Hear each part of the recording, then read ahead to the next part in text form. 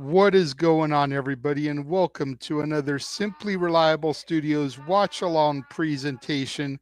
As for the first time ever tonight, we are taking a look at Booker T's Reality of Wrestling Federation Company, and they are going to be presenting their show Glory tonight, featuring TNA's AJ Francis, NXT's Wesley and Jacy Jayne, WWE ID prospects such as Swipe Right, Cappucino Jones, Freedom Ramsey, Sam Holloway, and more. And it is I, the renegade of wrestling, JJ Williams, here to be your play-by-play man extraordinaire tonight, joined by Mr. Reliable, Walter Cruz, to be the color analyst. What is going on, Walter?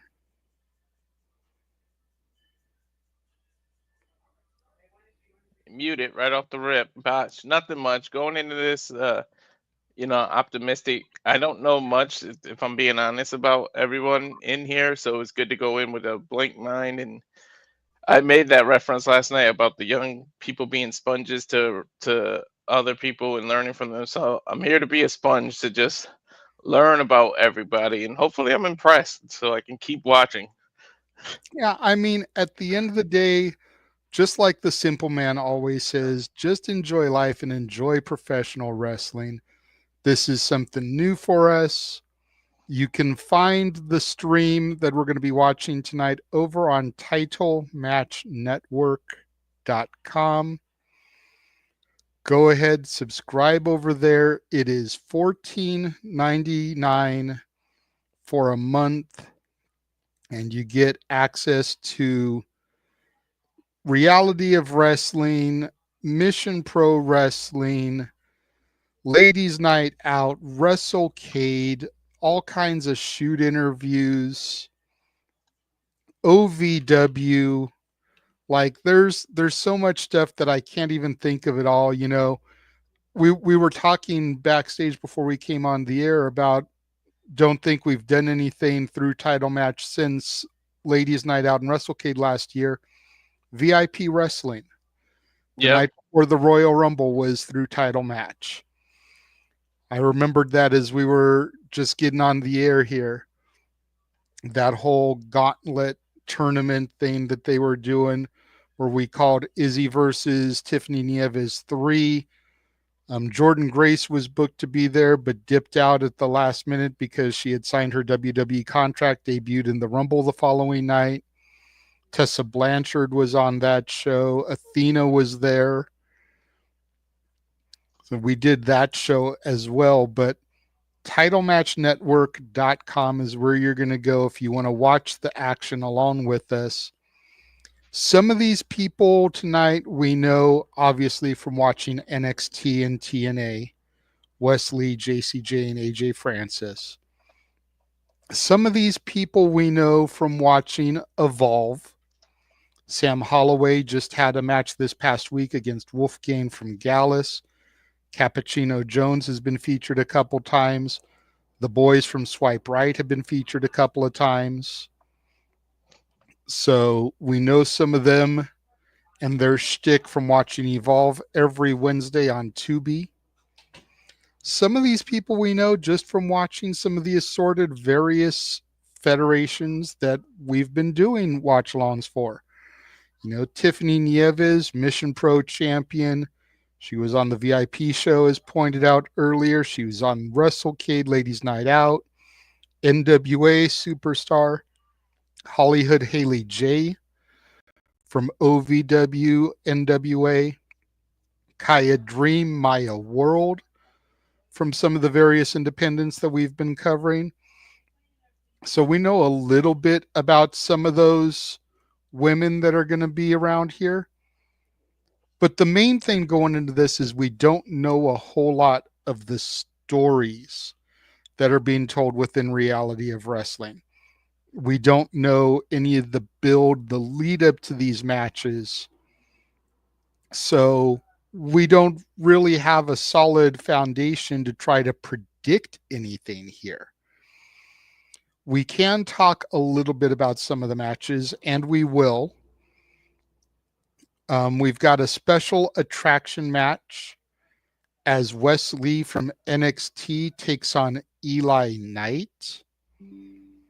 That I'm looking forward to. This match I kind of look at, and Walter, you can chime in if you want here, but this match I kind of look at as kind of like a proving ground match. If Eli Knight does good, maybe he'll end up with a WWE ID contract, considering the people that are on Evolve are essentially trying to get to NXT and then from NXT the main roster.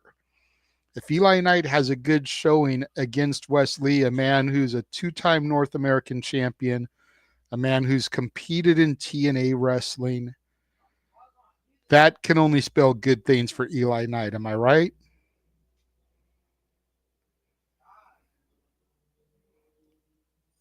You're muted, Walter.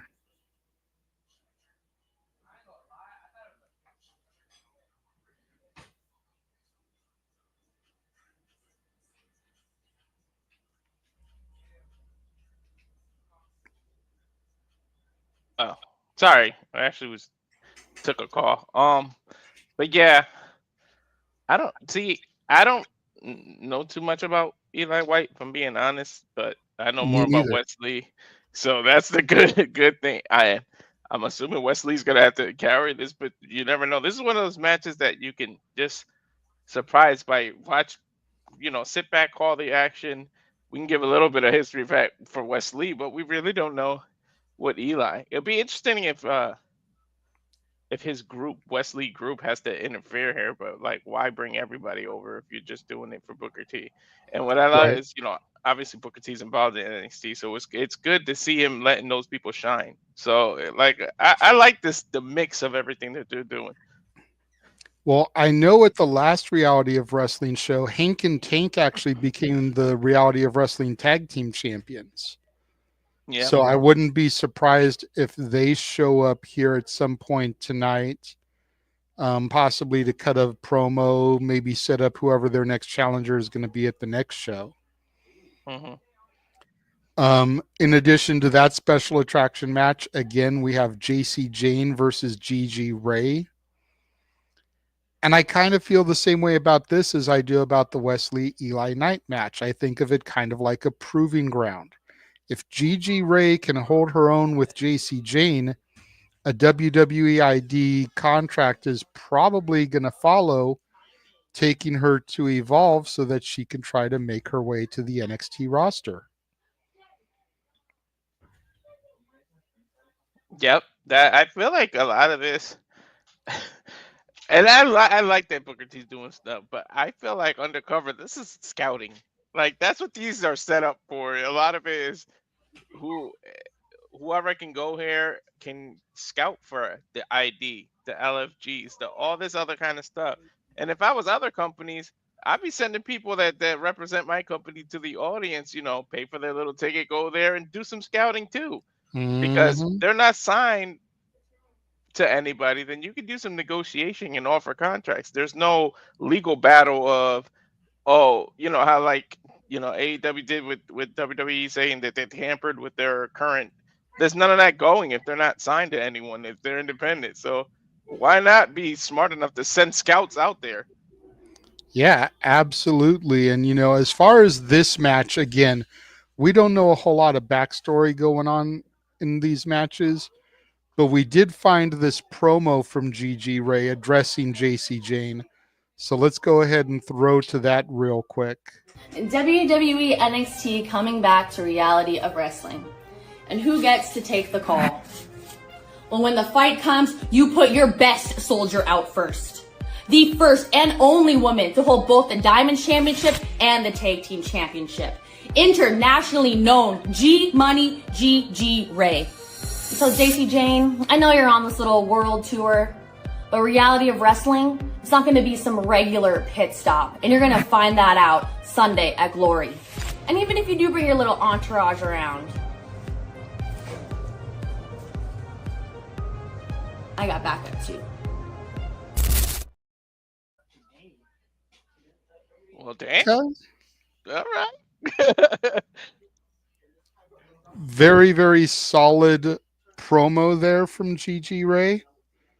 I think it's interesting that she alluded to the Fatal Influence crew.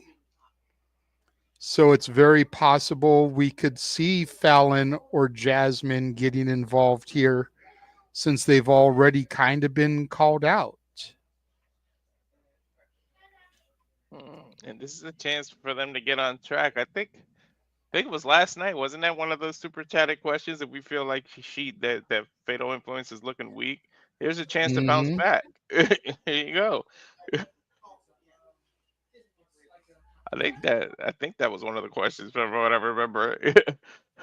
It, I believe it definitely was. Yeah. I know someone had asked about them looking weak. So, Mhm. yeah, that definitely could help to push them in the right direction. This match sounds very interesting here. Sam Holloway versus Cappucino Jones, a WWE ID official matchup as both members are part of the program. Again, Sam Holloway, we just saw this week on Evolve, taking on Wolfgang from Gallus. Cappuccino Jones has been seen a couple of times, mainly in tag action. He was in six-man tag action on the opening episode of Evolve. Reminds me very much of a very young Kofi Kingston. Coffee puns will be aplenty, I am sure, when this match takes place. What are you looking for out of this match, Walter? The puns, the puns. That's what I'm looking for. I'm gonna go pun happy, dude. As soon as you showed me that graphic, where you were like, "You want to do this?" I was like, "Hell yeah!" One, because of match we're gonna talk about later, because of what's happening Friday, and two, when I saw him, I was like, "Oh, bring it! I can't wait for the puns, dude." This guy has me so excited, and it's not just the puns. Like, yes, that's a huge part of it. This dude's athletic. Like some of the stuff he pulled off when I first saw him, I was impressed. Like I got quiet on some of this stuff. Like my jaw dropped, and you were like, "You all right?" You had to like take over and talk, and it was like, dude Mm-hmm. was just impressing the hell out of me. But the puns just add fun to it. Like I hope they let him talk, cut a promo before the match, do something, because the puns is like goes hand in hand with who he is. I can't wait to hear more. Like I'm gonna say it now. This guy's got like some star stuff going on. Like with the rate our truth is going, he'll probably still be there with Cappuccino's in WWE. And that, like, I just want to give put a camera in between them and give them 4 or 5 minutes. Just let it happen by themselves. Like that is gonna be some of the funniest shit on television, like grade A television. Our truth and Cappuccino. Right? And have our truth go up to him and mistake him for Kofi. You know? Like, totally just have him go up to him and be like, hey, where's your boy Xavier Woods at? You know, shouldn't you guys be hanging out with each other? You guys are inseparable. That whole type of thing. Just totally play up the gimmick. What? You know what? He's probably gonna have an interview segment and be called the coffee shop or something. Like it'd be like looking like a coffee shop in the middle of Dude, the ring. don't, don't. I would die. We're I giving you would gold, Triple H. Come on, die. man. I would die if he had a segment called The Coffee Shop with Cappuccino Jones. Dude, we're giving WWE gold. I'm telling you. We have another WWE ID official match in Swipe Right, Brad Baylor and Ricky Smokes taking on the team of Aaron Rourke and Marcus Mathers. This is another one I'm really looking forward to. Swipe Right, I'm going to steal your phrase. They have very punchable faces, but you cannot, you know, overlook their ability. They are a great tandem. They've got good chemistry. They've definitely got the look. So I'm definitely looking forward to this and seeing what they're going to bring to reality of wrestling. Yeah. I can't wait. I can't wait. They're another from that program. I don't think I could handle the stress of working for WWE. I'm going to say this. I have looked into the careers portion of the website. Uh-huh. I'm not qualified for it because they want you to have X amount of years of writing from like college. They Uh-huh. want you to have X amount of years like in the business writing for TV shows or whatever. So as great as our ideas are, I don't have the official qualifications that WWE is looking for. Exactly. Otherwise, I would have submitted an application You're right. just to see what happened, just to see if I get a call back.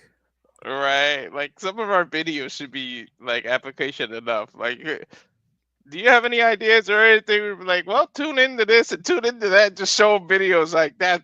That's our qualifications right there. Mhm. We're the chefs in the kitchen that keep cooking, and y'all keep taking our ideas. Damn it, pay us for For real. them. But as far as swipe right, what are you thinking about as far as that match goes? I think it should be interesting.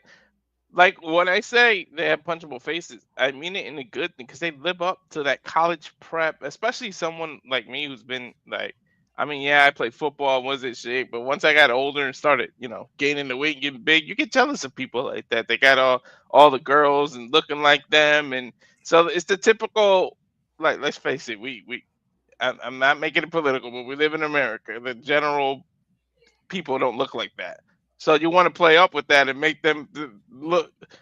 The audience is easily going to hate people because purely jealousy and ego, especially as men. We're like, God damn it, we should be looking like that. Like, and they make you jealous. So that's what I mean. It's their character and they play up to it. Yeah, I really don't mean it as an insult. So it's like live it, live what you are. So they actually impress me, and like that's what I mean when I say they got punchable faces. It's like they're supposed to. Like that's what makes them kind of dicks.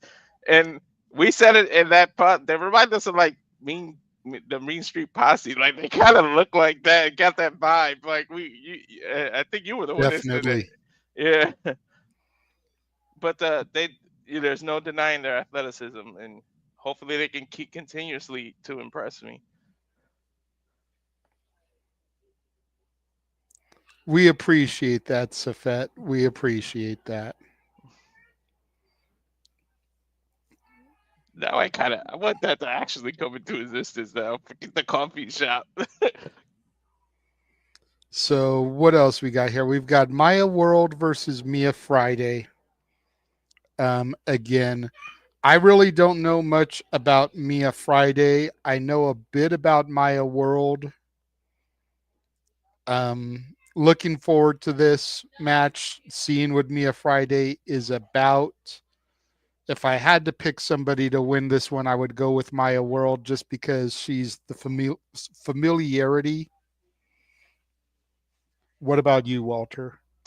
Same. I don't know a whole lot about either one, but I've seen Maya World, and she's got a whole lot to look at. Let's put it like that. And I ain't got to worry about getting smacked in the back of my head today. But yeah, it's more of the familiarity thing. But again, impress me. Show me when you got this. This is what I like about how they involve people you don't know, because you know the people who are fans of NXT, fans of WWE, and you combine them in kind of matches like this, you got extra eyeballs, and then you have these people who aren't known so well to get, you book them strong, and it makes us like, we need to keep an eye out for that person. We need to keep an eye out for that person. It's the smart thing to do, and hopefully they they book it like that. And if Maya loses, then I'm like, holy shit, she lost. Let me start paying attention to this person. Mm-hmm. That's a solid take there. See what else we got here. We've got Freedom Ramsey versus Clay Roberts. Freedom Ramsey is a WWE ID prospect. Clay Roberts is not. I don't really know much about either of these individuals. I haven't seen too much of either one of them. So I'm definitely looking forward to seeing what both of them have to offer here.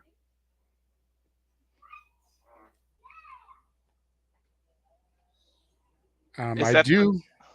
Go ahead. Is that the guy that you said was involved in bullies from LFG or no? No. Oh, okay. No, the ID. Okay, all right.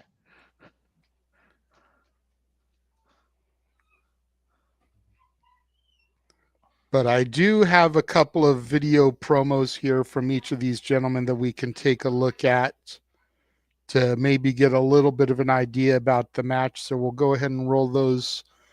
First is going to be Clay Roberts.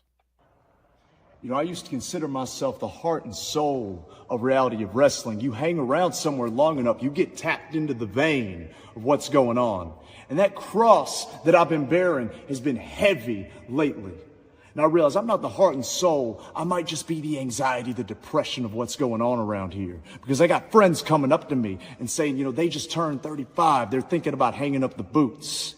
And I got trainees coming up to me, and they're wondering what they need to do to get a shot, what they need to do to get an opportunity. And they're all feeling the same thing, that opportunity may not be coming. And I don't have the heart to tell them that we might have closed their door, opening up the door for somebody that couldn't find the building without an address. And it pisses me off, but I get it. We all are trying to get the same opportunity. We're all trying to get seen. That's why we keep bringing in all these ID guys to put them on the shows, right? So I got Freedom Ramsey. That's who they asked me if I wanted to work. And Freedom, I want to be very clear. There's a lot of jealousy about the ID situation. I'm not jealous. I don't want what you have.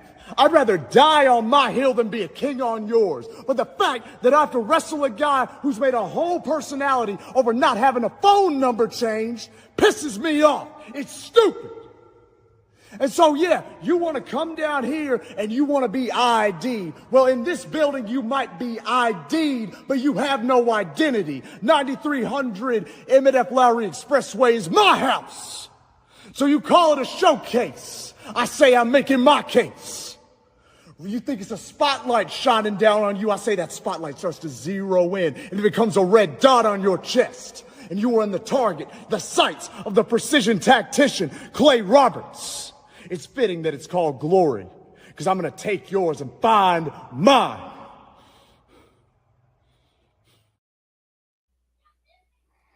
Damn, that's a promo.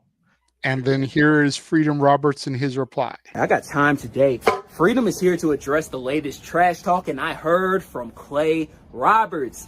All right, Clay, you said a lot, all right? But I'm going to talk about the thing that I feel pissed you off the most. All right? I want you on your A game. So I haven't changed my phone number since like 2010. You didn't like that. You brought that up. I think you read that off my ex bio, and what's wrong with that, man? Like what is wrong with that? If anything, that just shows how real of a guy I am. I mean, I could be having a future WrestleMania match. I'd be walking through Gorilla. Somebody who has my phone number can give me a call, and I'll pick up. That's who I am. That's who Freedom is. Who are you? Who are you? How many times have you changed your phone number in your lifetime, huh? Who you running from? I'll tell you what, this Sunday you ain't gonna be running from me. Because Freedom is making his Texas debut at Reality of Wrestling, whether you like it or not. I think we both did enough talking. I'm about that action. See me this Sunday at 5 p.m. That's the time I'm gonna get there too.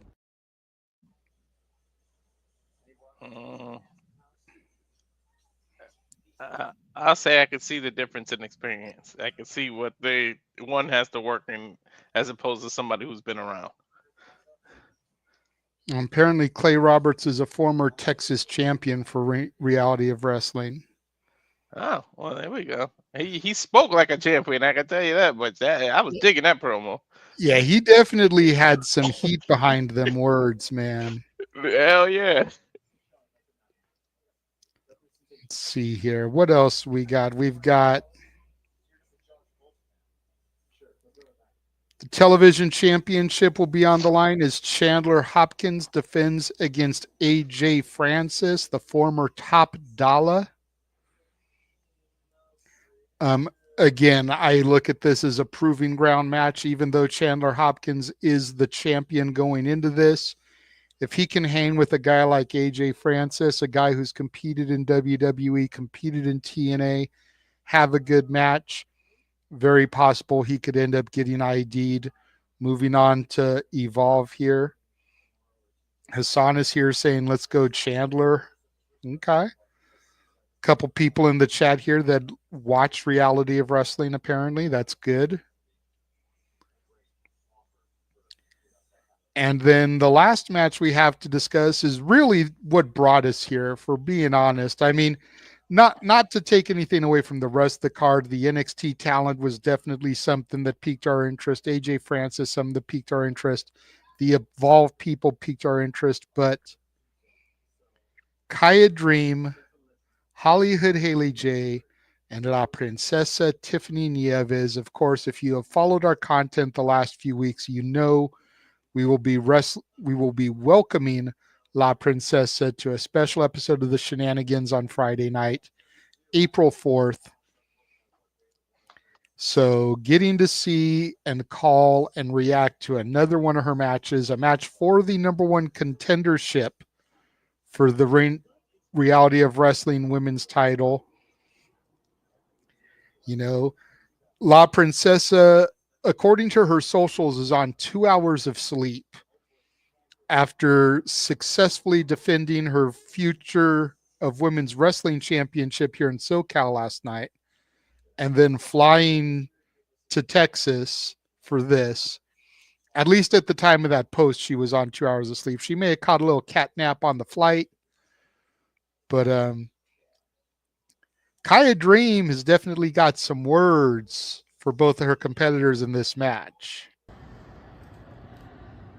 It's the queen of the South, Khia Dream. The standard, the one everyone is coming to see. This Sunday at Road Glory. And I'm here to teach Tiffany Nieves and HollyHood Hayley J that there is levels to this.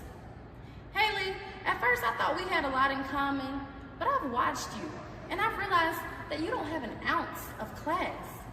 And I'm not finna let no Section 8 princess take my spot. La Princesa Tiffany Nieves, you say that you are the 1%. Okay. When I'm done with you, ain't nobody gonna remember the 1%. The only thing they're gonna remember is the 99-cent special who couldn't keep up with Khia Dream. So y'all have fun competing over spot number 2. Cause number 1, that's for me, I'm taking it, and y'all can dream on that.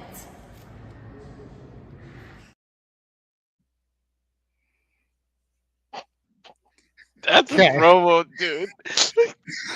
Couple things to take away from that. First of all, Khia Dream definitely has got a promo game going for her. I can't hate on Khia Dream and her promo ability. Calling Hayley J, HollyHood Hayley J, a Section 8 princess.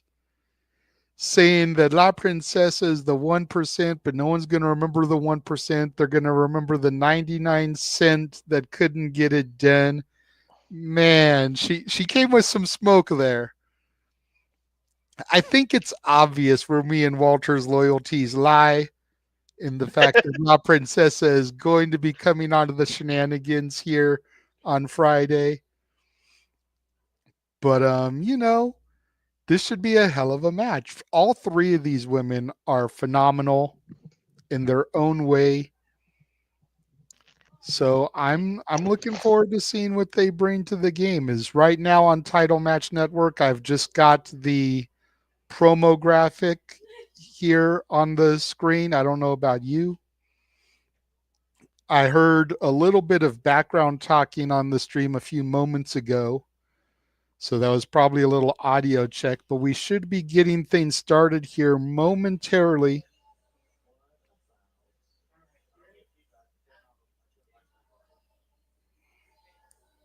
I can hear the house announcer and some stuff going on, but I still don't have any video.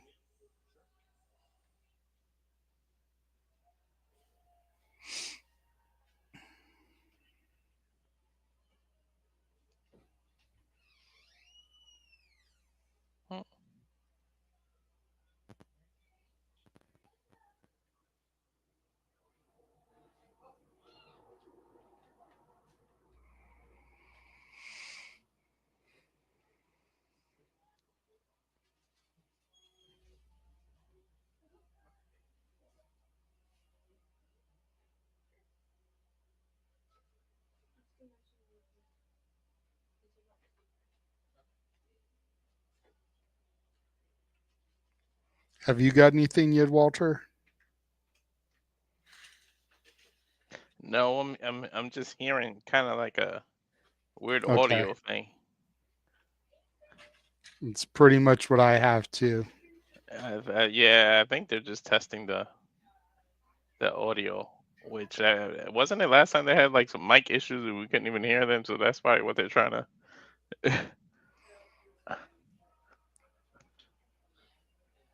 Oh, now it's spinning for me. Maybe they're about to come live. Okay, here we go. There we I've go. got something here now. I got a ring announcer, I guess. Is that what that is? Yep. That's what I'm guessing, yeah. Very pretty. Hassan says promo graphic for me too still. So he's actually watching along with us. Wow, she is beautiful. Wherever that is. They in Texas, number one. And number two, this is Booker T's promotion. Same guy that married a beauty queen in Charmel, so he knows how to pick them.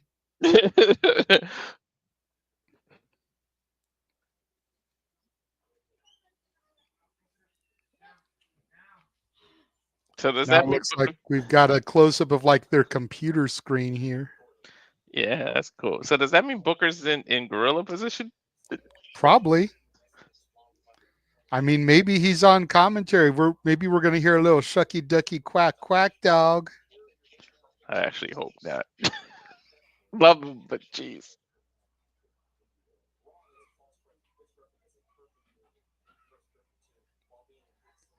Freaking commentators are talking about Pitch Perfect versus Pitch Perfect 2, and God damn it. Yeah, I was just gonna say, like, what are they talking about?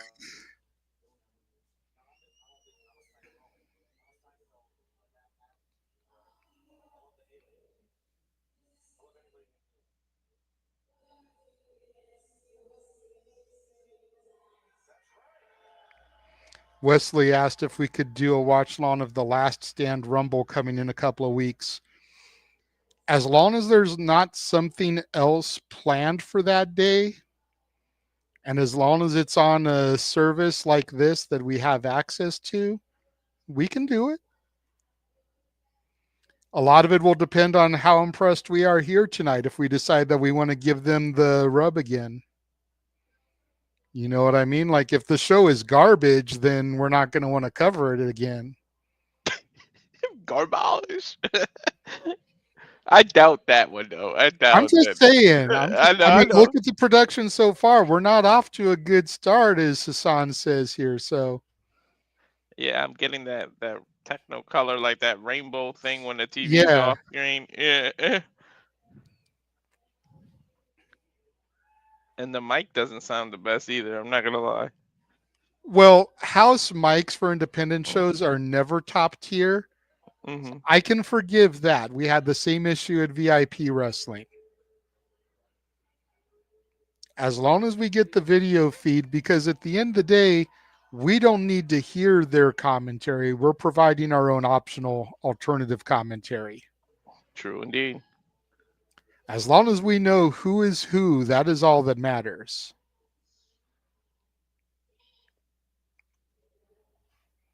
It sounds like they're just giving the crowd like instructions almost. Yep. Ladies and gentlemen, welcome to this Reality of Wrestling event. Please be advised that this event may basically it looked like some legal mumbo jumbo, that this may be recorded for future. Now we get a Booker T commercial for Walker, Texas lawyer. God damn it. I can't hear the audio to it though, but I think that's okay. I don't think we need to hear the audio for a commercial for a lawyer in Texas that doesn't affect Connecticut or California.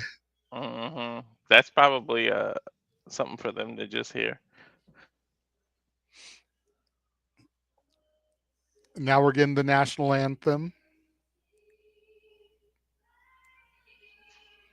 So it looks like we've gotten everything resolved now.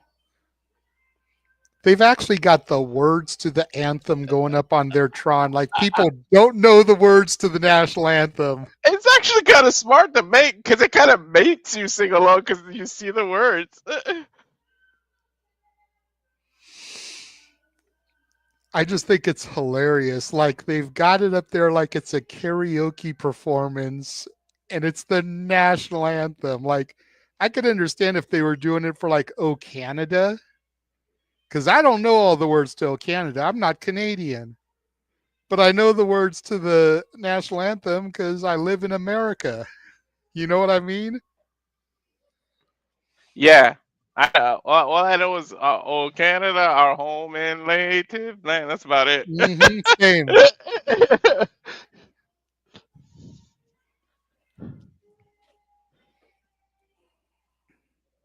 Maybe the person they picked to sing it doesn't know, so they were like, "Hey, we'll help you out." That would be an epic fail. Yeah, I remember. You ever saw that movie, The American Dream, the Jackson 5, and like no one knew the lyrics, and she had to try to tell him the whole ride on the plane.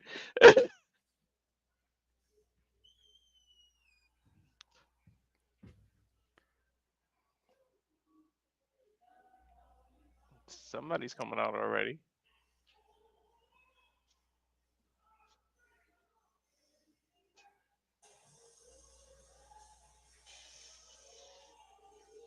Ooh, somebody.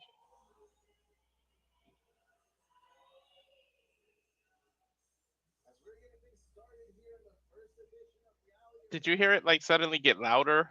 Yes. All right.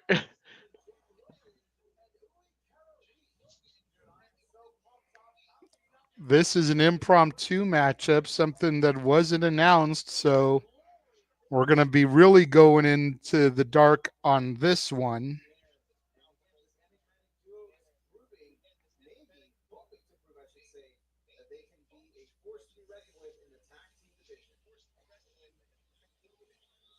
I didn't even hear the names, to be honest.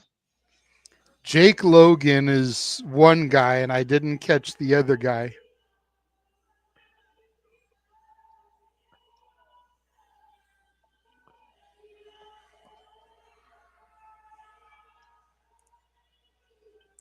I like the dude's G.I. Joe inspired trunks.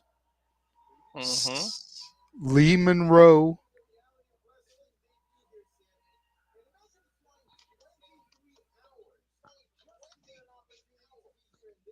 These guys are making their Reality of Wrestling debut, apparently. Flew 23 hours to get this opportunity. Yeah, they're from Australia, right? Is that what that flag is? I'm showing my Yes, ignorance. that is an Aussie flag, I do believe.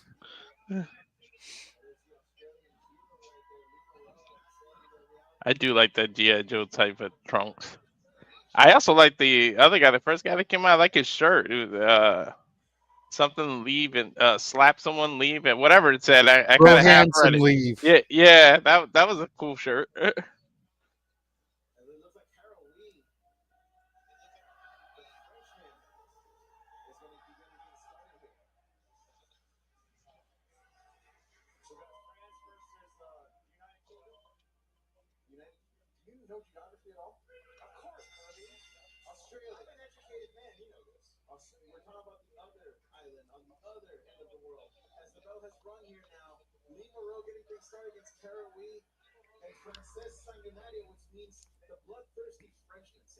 It sounded like they said Tara Reid. They definitely didn't say Tara Reid. What did they say? I don't know. I thought they said like Kara Wee. But again, I didn't pick up their name. This is an unadvertised matchup. So apologies in advance. If anybody in the chat caught these guys' names, please post it so that we can at least put up a graphic of these guys' names since we have no image for this. I'm even going to the Reality of Wrestling X to see if they're, like live tweeting with the show, and I'm not seeing anything about this match. So, yeah, I think one of them is the last name Lee is on the back of his trunk, so we got the Lee part of it. Yeah, that's Lee Moreau. Yeah, that I got, and then the guy with hair that's getting tagged in is Jack Logan. So I know one name for each team. I just don't know the partners, or Jake Logan, excuse me, not Jack, Jake. But I don't know the partners for each team.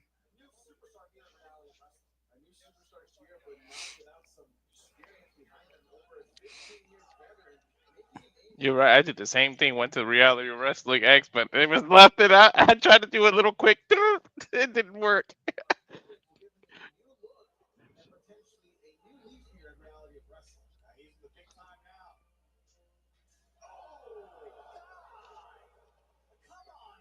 Damn, Lee smacked the shit out of Logan just now. That's some Jimmy Uso smack.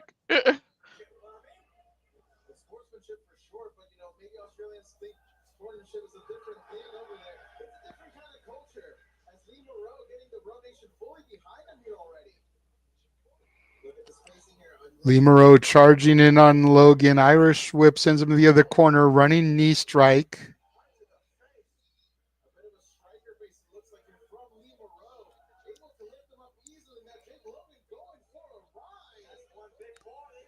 Lee Moreau showing his strength as he carries Logan around the ring before doing a fall-away slam. Tag to Killer Kai. Killer Kai.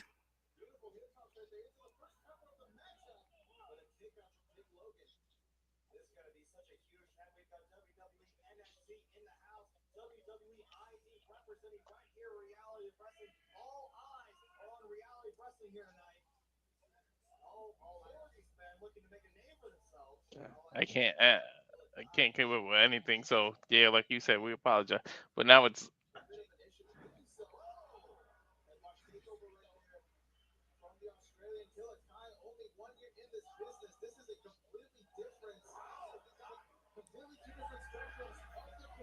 they saying Killer Kai or whatever his name is only 1 year in the business. That's crazy. Yeah.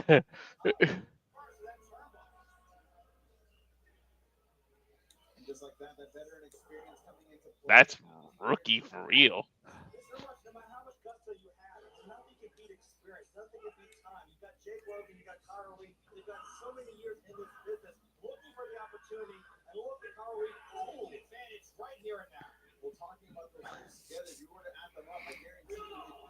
There we go. What I do like, I can kind of hear your feed, so I know we're perfectly in sync. Oh, it's that loud? I'll turn it down just a smidge then. That's all right. It let me know we were perfectly in sync because like the words were at the exact same time. Good, good.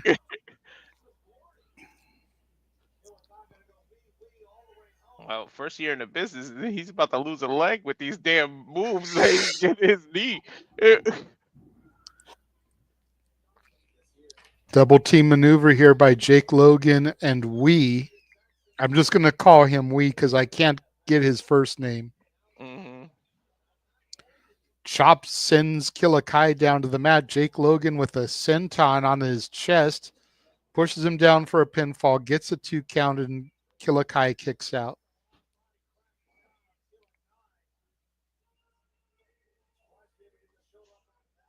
Mm.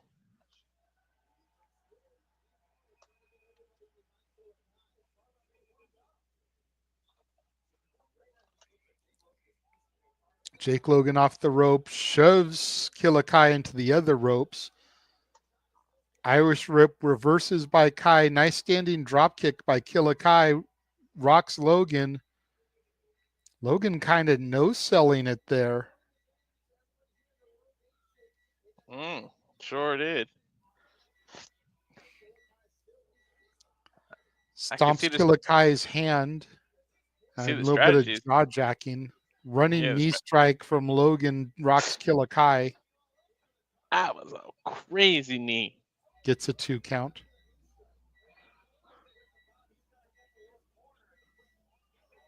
Why is there like an alarm beeping in the in the arena? What is that?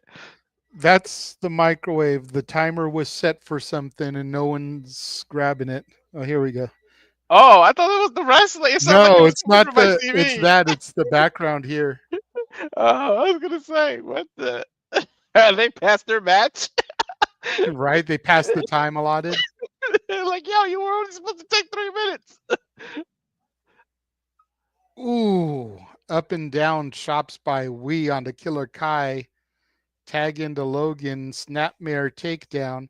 Jake Logan is moving with no sense of urgency. Mm-hmm. Very slow and sluggish. I'm not very impressed by him so far. I liked his t-shirt, but nothing else about him is interesting to me. Yeah, the T-shirt alone was it. DDT spikes Logan from Killer Kai. Killer Kai now desperate to get a tag to Lee Moreau. Gets a Mm-hmm. pinfall, hooks the leg, gets the pinfall. He From ended a up picking up the victory there. I thought he was going to go for a tag after that maneuver, but Killer Kai hooks the leg. And these guys, in their reality of wrestling debut, get the W here. Killer Kai and Lee Moreau. yeah, from a spike DDT. That was I don't know. It seemed like maybe a miscue happened or something because he I delayed don't it like know. he was gonna go for a tag and then he covered him. Kind of, Triple H Booker T. 19 seconds after the pedigree, you still cover. Right? Daniel's watching along with us while he has a tornado warning in his county. No, yeah, those aren't We no joke. appreciate the fact that you're tuned in and watching.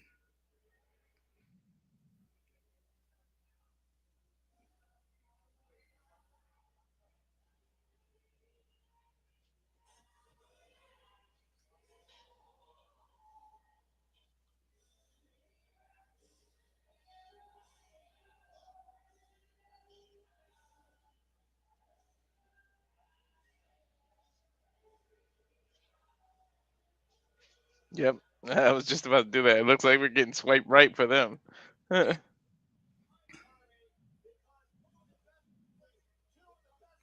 I'm on it, bro. I've got everything set here.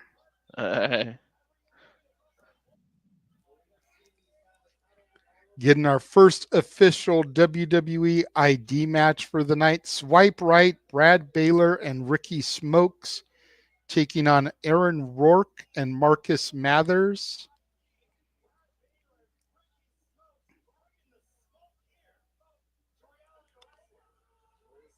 Mm-hmm. Marcus Mathers makes me think of Marshall Mathers. Yeah.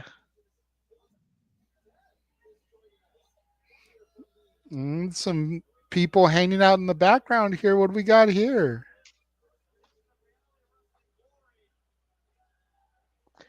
I think that's one of the champs, obvious. Oh my God, that wink alone he just did makes me want to slap him. See, they live their gimmick, dude. A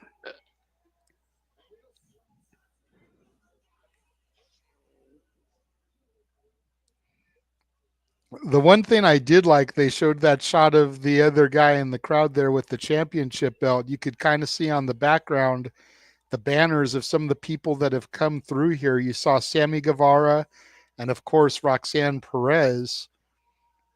I did not know Sammy Guevara came through Reality of Wrestling. I didn't know that either. So the more you know. We might get some speed if we basing this on their entrances. They coming in running and stuff. Oh yeah, this looks like it'll be a very fast-paced matchup. Again, I haven't seen much of Aaron Rourke and Marcus Mathers yet, but Swipe Right are definitely impressive to me, whether you like them or you hate them, and they're definitely heels. Mm-hmm. So you're supposed to hate them, but they're impressive nonetheless. Mm-hmm. Smokes must have amateur wrestling background because the kind of boots he had, those are wrestling shoes.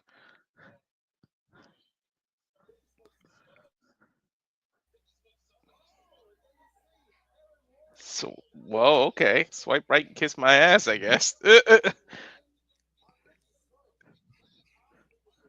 Aaron Rourke and Ricky Smokes starting things off here. Nice collar elbow tie up. so, Rourke so we, grabbing Smokes' hair. so we could think of Mickey Rourke and Marshall Mathers, so that we can Yep, remember. right. Aaron Rourke with some chops to the chest of Ricky Smokes.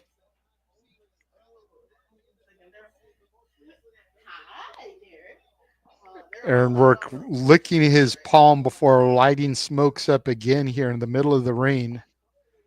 He didn't Rourke swipe right. taunting Baylor as he backs into his corner there, gets the tag into Marcus Mathers. He didn't swipe right, but he smacked right. Right. Ricky Smokes, though, able to take Mathers down to the mat, gets the blind tag from Baylor. Baylor in now, nice side headlock, bounces him off the ropes, shoulder tackle, takes down Marcus Mathers, and there he goes swiping right. Mm-hmm. Leapfrog from Mathers over Baylor. Baylor goes for a penalty kick, but gets rolled up by Mathers, only a 2 count. Deep arm drag there by to Baylor. Real deep. He got all of that, man. He dug into that arm drag. Yep. Mathers now with a nice armbar submission here. Baylor able to stand up.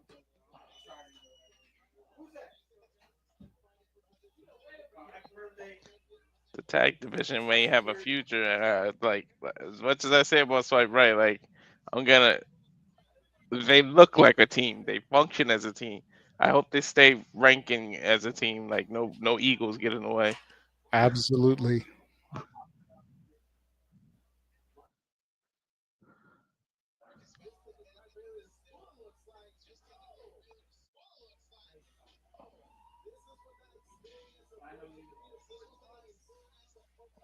Look like Mathers trying to get the crowd involved now.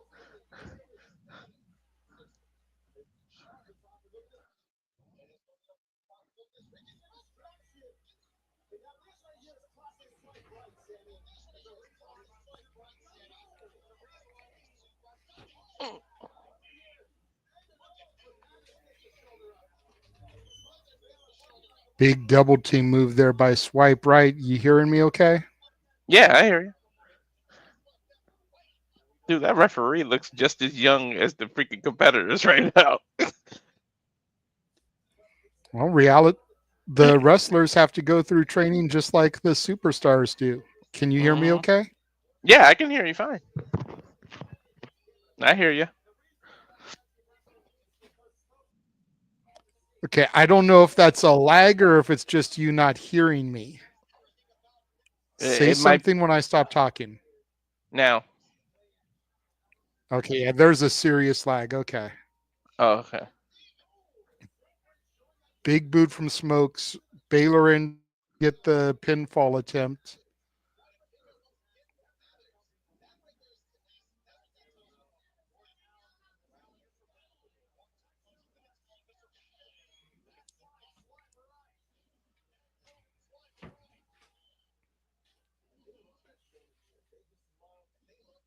Oh man, that taunt's gonna get them so booed. Like, that swipe right taunt. It's already annoying. I like it. I think it's catchy. It's different. It's hip. It's modern. It's something that not everybody and their mom is doing. Like anybody can stand in the ring and flex, Mhm. but their name is Swipe Right. So do the whole swipe right. It makes sense too in the whole dating world now. Mm-hmm. Like I'm pulling numbers out my ass, but I think I'm guessing at least half of relationships now started online. It's not a bad shout there. Mathers sent into Smokes, went for the big boot. Mathers counters with a Blue Thunder drop maneuver. Mathers with an elbow in the corner to Baylor, goes for a springboard crossbody. Aaron I Rourke thought, wants to get in a bad way here. Brad Baylor holding his arm and his wrist. Going to I be don't know hard to what. swipe right if you've got an injured arm and wrist there. Tag to Aaron Rourke. All right. Comes in, clotheslines Baylor. Nice side shuffle kick. Mm. Irish whip reversed by Baylor. Up and over goes Rourke. Nice standing moonsault. Shotgun drop kick to Baylor. And Rourke Aaron is like Rourke is hyped here. dude. He's like an instant ball of energy. Well, yeah, he's been on the outside. He's been waiting for that tag. Aaron Rourke now smacking his backside, goes in for the hip check on Baylor. Grabs him by the leg, drags him to the center of the ring, gets a 2 count. Baylor kicks out. That might be the first non-Samoan that I've seen do a hip check. Like men. Yeah.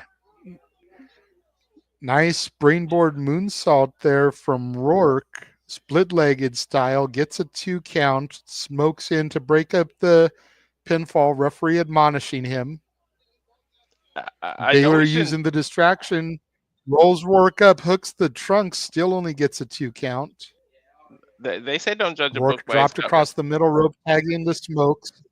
Don't judge a book by its cover, but Rourke is pretty athletic. It doesn't really look like it. Like some people look like high flyers. He don't really look like one, but he's been doing some shit. Yep. Swipe right here, gets the pinfall victory. Go ahead, WWE ID. I'm liking this.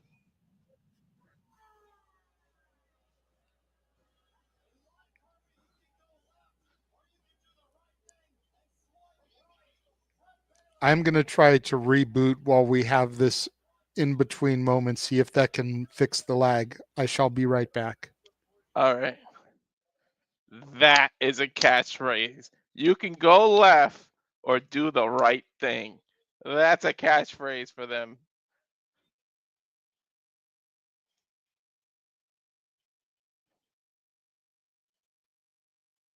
Swipe right, running in the reality of wrestling tag champions, I'm assuming, because those are nice purple belts too.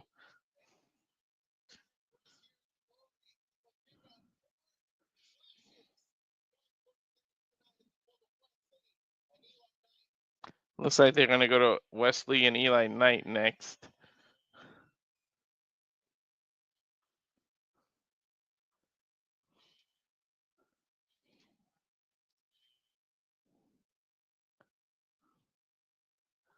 They were talking about it, so you know what they say about assuming, but they literally just mentioned it. And now we go to a backstage promo.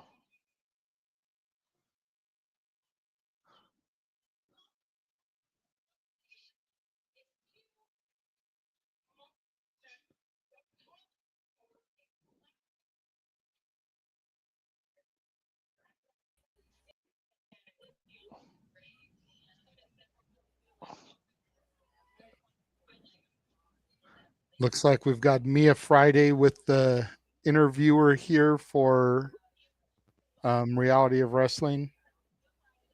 Which just seems like it's a return for her.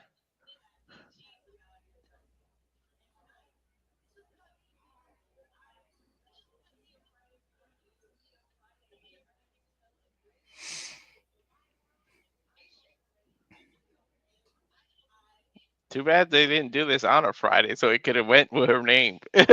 Right.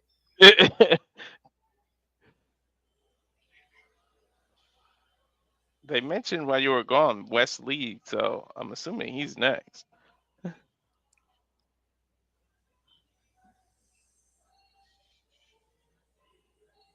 Nope, it's Maya World.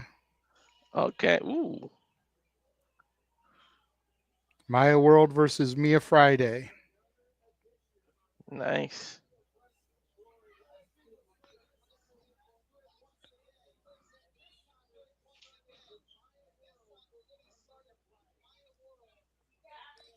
I went to go share the image, but you already popped it up there. Let I one person produce. I have all the all images up. right.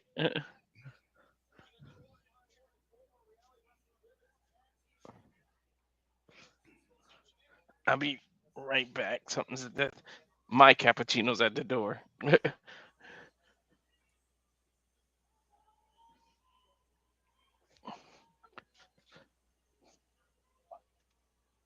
better. The medicine make him feel better.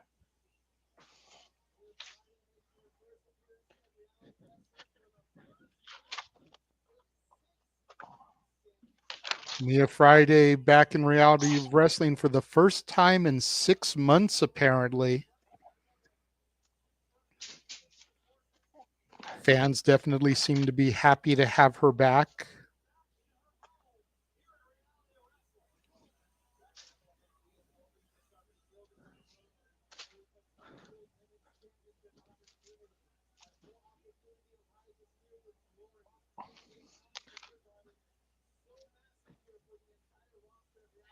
Too bad it's not Cappuccino's match right when this got delivered. Right. Referee calls for the bell here.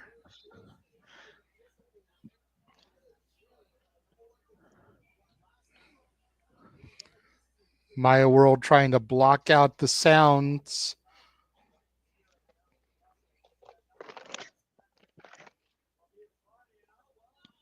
Friday Mia getting Friday huge. offering the hand for a handshake. Maya World kicks the hand. Goes for the collar elbow tie up, but Mia Friday ducks it. Both women reversing. Maya World now with a side headlock. Texas Mia loves them Friday. from Friday.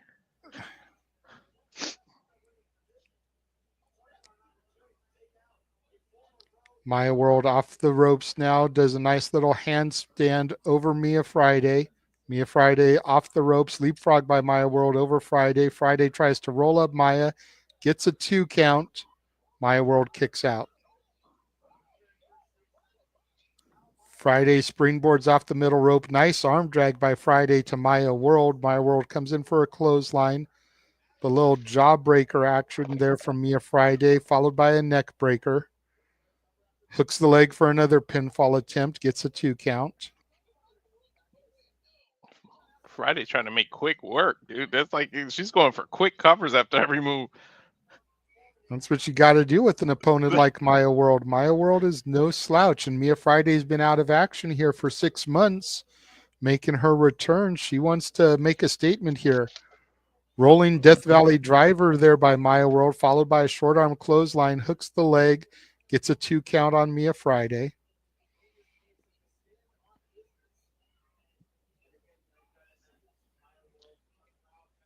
Wonder if she's from Pennsylvania because Maya World loves black and yellow.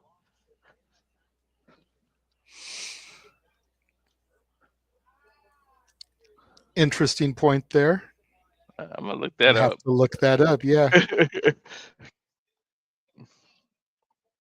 If not, she could just be a Steelers Pirates fan.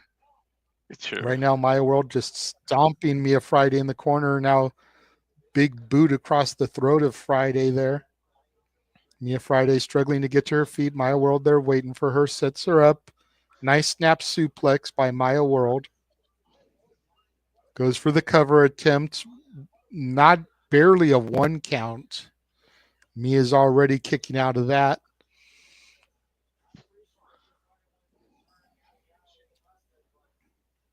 Mia Friday with some gut shots trying to get free of Maya World here. Get some distance. Maya World ducks underneath. Step over toe hold. Drops Friday to the mat.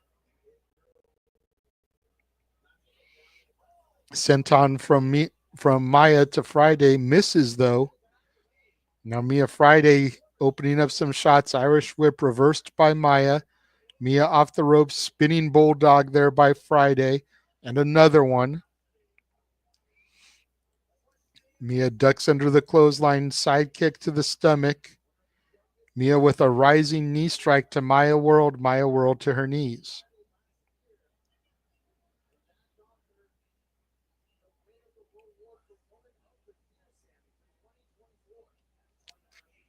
Mia goes for the clothesline. Maya World hits the Matrix maneuver. Nice cutter there by Maya.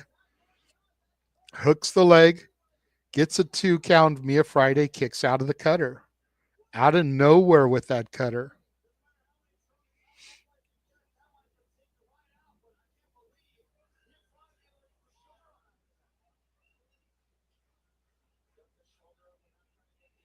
Mia Friday has Maya up over on her back there.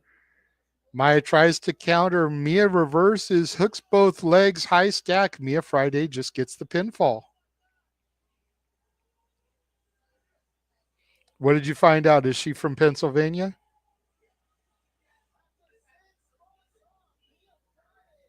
You're muted.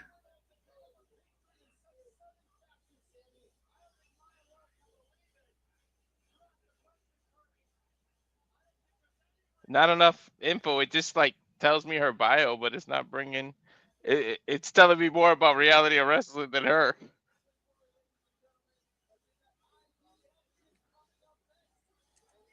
Maya World. It's Greenville, Texas. There it goes. So nope, maybe just a fan. She's homegrown. Well, not Houston, but you know what I mean.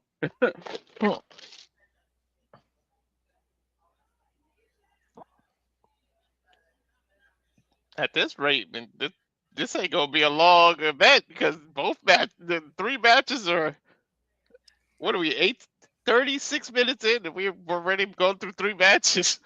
Well, one was not scheduled. One's a Yeah. title match. That'll probably get a little bit of time. One's a contendership match. That'll get a little bit of time. It's also a Sunday, so you got to figure, it's what, 6:30 for you. People got work, school. It's a Sunday. It's not a Saturday. That's true.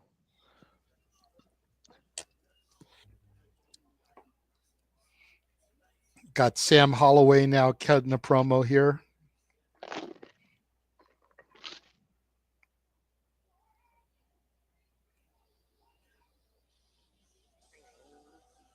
I do like how the pacing, like everything's back to back. I do like that though.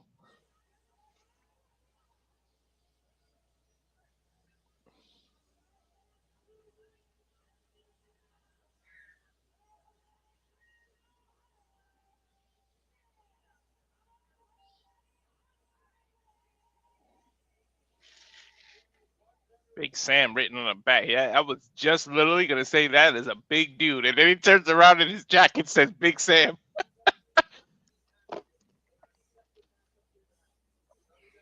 Another WWE ID official match here.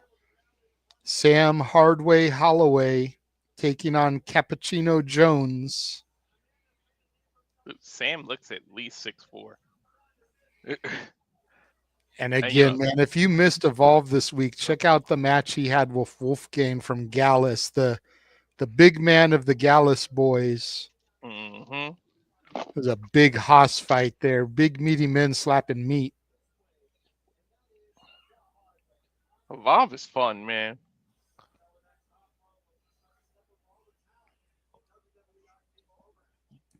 I love stuff like that. How we're getting involved, ID, things like that, because you become a fan. You literally can say, in the future, 10, 15 years from now, when these people are like big stars, you just like, dude, I've been a fan since the beginning, and you literally mean it. You won't be a bandwagon person. You know what I mean? Mm-hmm.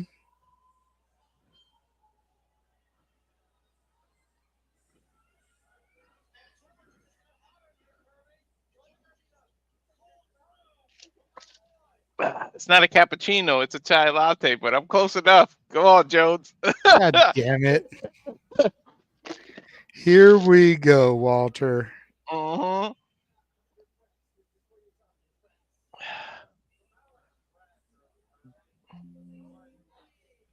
He should get a shirt that just says "I'm open for business."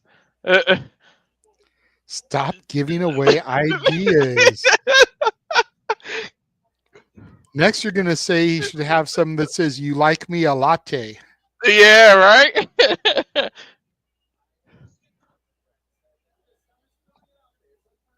Stirring the pot. Look, he's already doing it.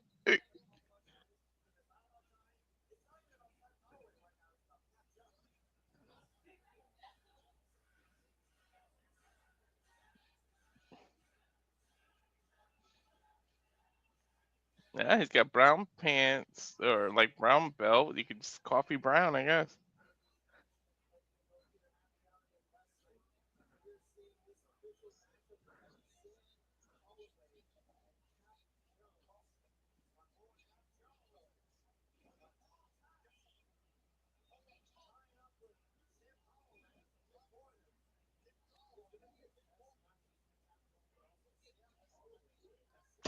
They're already calling Sam big boy. Yeah, it is a big boy.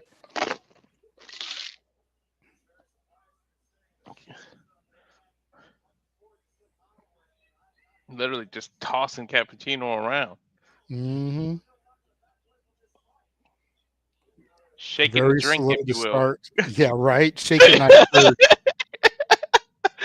Cappuccino goes for the collar elbow tie up, ducks underneath, kick to the leg of the big man. Now he's got him in a side headlock. Bouncing off the rope, shoves him into the other one. Leapfrog by the big man to a big boot. Drops Cappuccino. Mm. Good grief. Elbow Emphasis drop misses. on big for the big boot. Emphasis on big. Cap Jones throwing some forearms. Nice elbow to the back of the head and neck of Holloway. Uh-oh, he's goozled now. The big man has him by the neck. But Cappuccino slaps the taste out of the big man. Slides under his legs. Yeah, I don't know how smart that was. You might wake the big giant up. Cappuccino Jones, nice like a step-up kick there. Slingshots over the top rope, takes Sam Holloway out on the outside by the entrance ramp and gets a drink from one of the fans. Well, his name is Cappuccino. You call that a pump kick. You just say how many pumps you want. There you go. Goes for a clothesline. Big man ducks it, picks Cap Jones up and rams him groin first into the ring post. Right into the coffee beans. God damn it. I'm here all night, folks. Tip your barista. Mm-hmm. Maybe he can order another one here. Chop to the chest there of Cap Jones. Holloway rolls into the ring.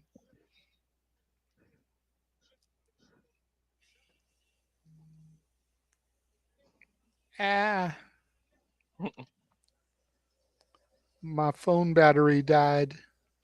I got to bring it up on my computer real quick. Because I was having the show casted to my television from my phone. Oh, okay. The battery died. Let me know when you got to back up. I can call a couple of stomps. Talk to it while I get it up. All right.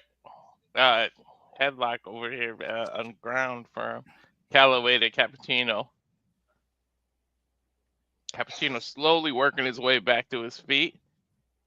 Couple of punches to the gut to get some separation. McGalloway pushes him into the corner. Now it looks like pump handle slam. No, pump handle throwaway. That's different. That's unique. He literally tossed him like yesterday's garbage.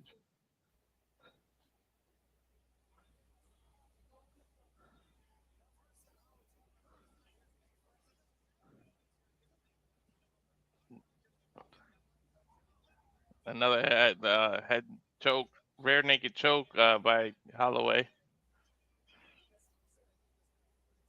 Cappuccino back to his feet again with the punches to the stomach, trying to cause separation. Gets it. And then a European uppercut by Holloway. Runs into the corner. Cappuccino finds his way out. Jumps over. Oh, my God. What a drop kick. Big man left his feet. Holy hell. Cap, this might be it. Cover 1, 2. Cap barely kicks out. Damn, that was a beautiful drop kick by Sam. Yeah, I'm back now. I think I'm like a half second behind you, but I'm back now, so. Okay. Cappuccino back in the corner. Holloway charges in. Cappuccino moves out of the way. Goes for the big boot again. Cappuccino ducks. Nice drop kick to the knee of the big man, taking him down to his knees. Cappuccino Jones, the knee rake. Goes for a springboard, gets caught, reverses into a big DDT in the middle of the ring, but can he get the pinfall here? Hooks the leg 1, 2. Big man kicks out.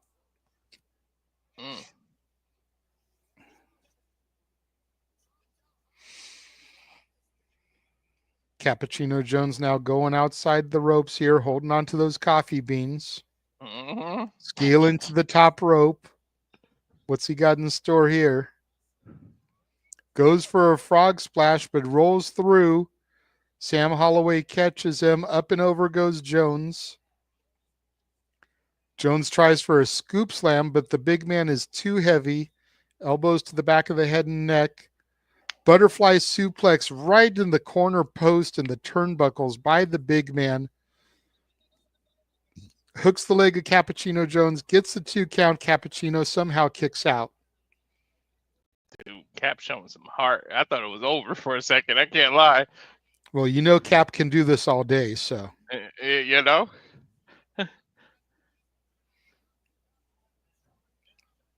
Sam Holloway taking down the straps. You know the big man is serious. Looks like he's setting up for a chokeslam. Has him goozled.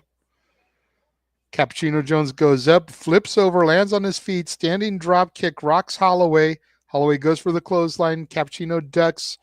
Big right hand rocks the big man onto the ropes. Cappucino Jones scoops him up with the Michinoku driver. Cappuccino swimming over, hooks the leg. 2.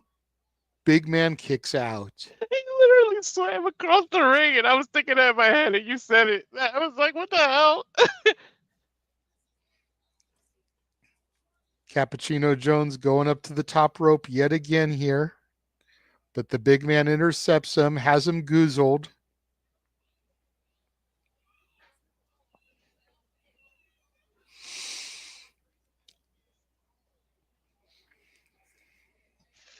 Holloway crouched on the top rope there. Cappuccino's got an opening. He's got to be successful here. Froggy Bow hooks the leg, gets 2, gets 3. Holy hell, he beat him. Cappucino Jones gets the victory with the Froggy Bow there.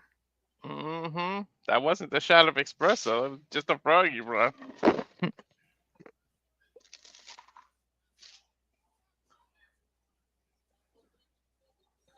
All right. So is he just going to randomly take coffee out of people's hands like this?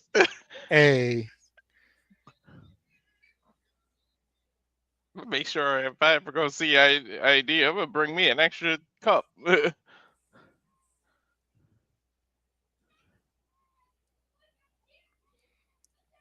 I'm enjoying this so far. Now we go back to the screen area. Our interviewer here yet again.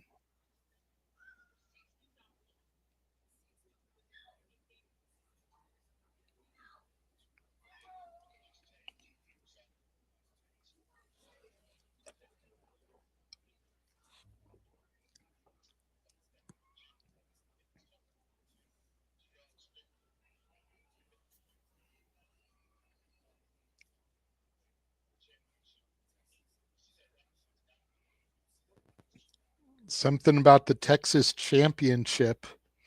Looks like we got another impromptu matchup here that we didn't know about, folks. Yeah, they said 2 years in the making.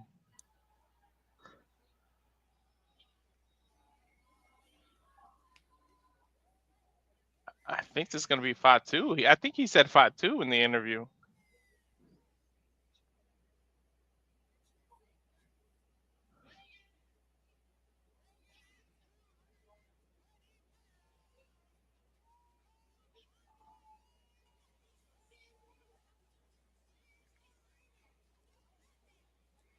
Gino Medina.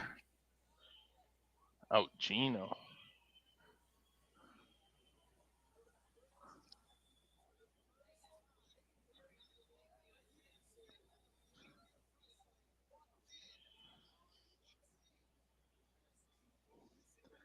Gino Medina. Oh, okay. I'm sorry. I was a little taken back. I've never really seen a lucha take his mask off.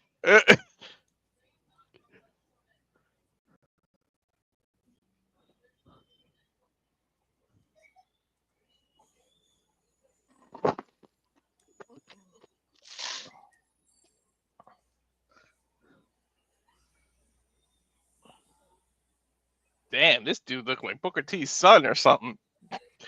Oh yeah, man.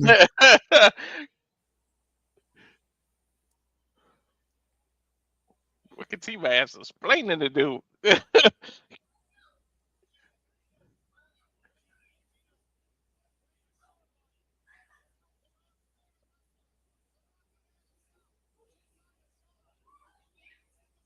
Josiah Sean, I believe they said his name is. That's what I think he said, yeah.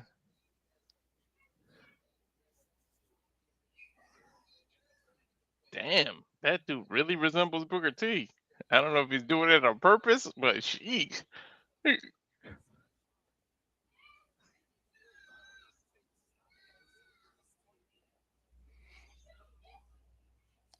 Bell sounds here. This is not the first time these two men have met each other.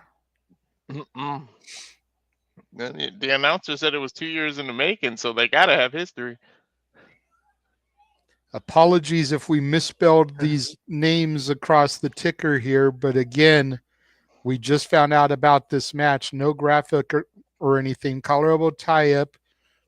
Josiah Sean has Medina in a side headlock. Medina pushes him off. Sean off the ropes. Leapfrog by Medina.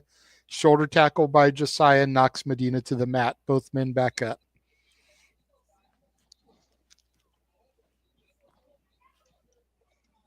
Drop down by Sean. Leapfrog over Medina's sidekick drops Medina to the mat. I'm not sure if he connected or if he just stopped himself so that he didn't taste boot. I'm not sure. It kind of seemed like he stopped himself at it might be the angle.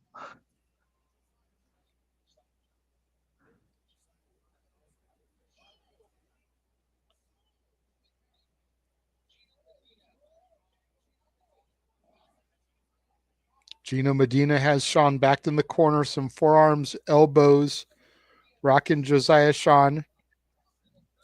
Arm wrench into a chop for Medina. Another arm wrench. Damn. The chop is becoming a thing. Gino got some chops. I don't know if it's because it's not a big audience, but them chops was loud. Sometimes smaller venues are better for those type of simple maneuvers because you don't have all of the space to try to fill with the sound. It's true. Nice abdominal stretch there by Medina, reversed by Josiah. And now Medina with another abdominal stretch onto Josiah, working the core there. Josiah counters, turns it into an abdominal stretch of his own.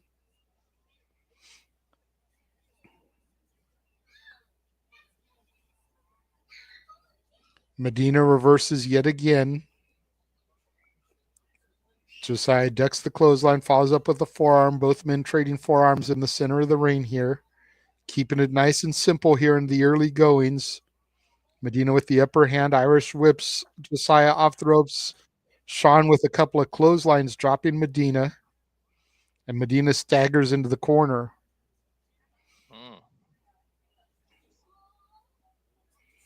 Irish whip. Josiah Sean gets reversed by Medina. Sean up and over. Grabs the core, rolls him up for a 2 count. Nice reversal there, and a running knee strike rocks Medina. That's like the 3rd or 4th knee strike we've seen tonight. Right?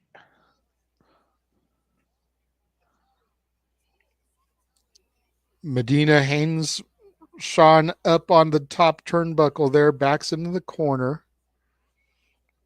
Gino Medina runs in, running knee strike into the corner. Hooks Josiah Sean up, went for a vertical suplex. Sean counters. Not really sure what that was supposed to be. Kind of looked like Zack Ryder's Rough Rider. Right. But it was very sloppily done. Like he didn't even touch him at all. Yeah. More so pushed him to the mat than connected with the leg there. Mm-hmm. Josiah Sean suicide dive through the ropes to the outside entrance area. Well, there you go. He looked like a torpedo. I was going to say that kind of made up for that botch. Throws Gino into the ring in a trick shot there. Shades of Trick Williams with that knee. Josiah Sean now looking, should have gone for the pinfall there. Right? And I can't lie, when they first said Gino, I thought it was gonna be your boy. I thought so too at first. Went for a step over in Seguri. Harlem's sidekick, shades of Booker T there. Josiah Sean has Medina on the shoulders, goes for the GTS, hooks the legs. Medina kicks out.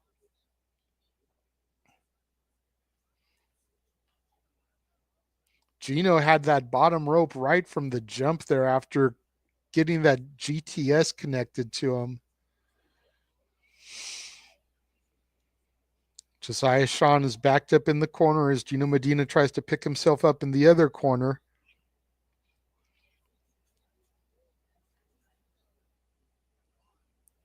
Another Harlem sidekick gets caught up on the top rope, though. Gino Medina with eat defeat.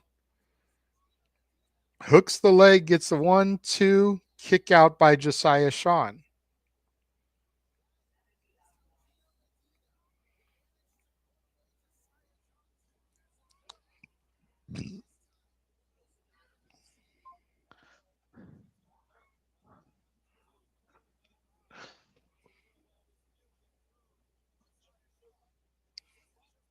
Gino Medina gets Josiah Sean back up to his feet. Both men trading punches and forearms in the center of the ring. Chop from Medina. Chop from Josiah. Both men just kind of taking it. Another one from Medina. Now a couple of punches and forearms being thrown back and forth. Maybe Gino could take it better because, Josiah has a glove. I don't know if that helps any, but Maybe.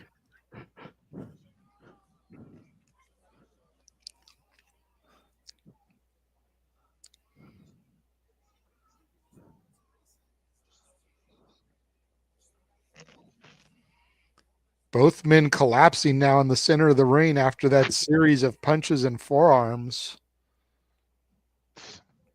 I don't know if that's just exhaustion or they just dinged each other at the same time.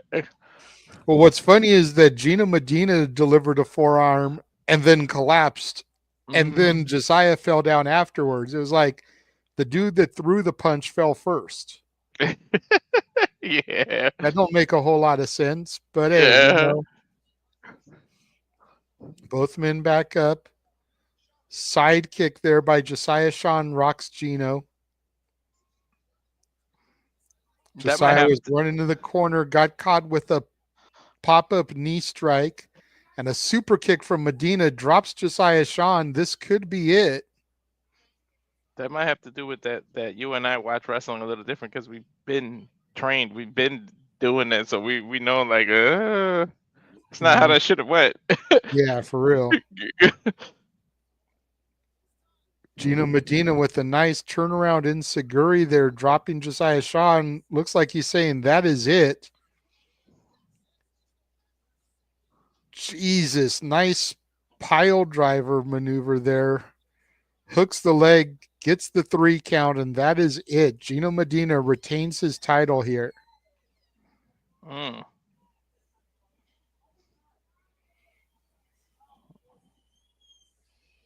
Okay, Gino.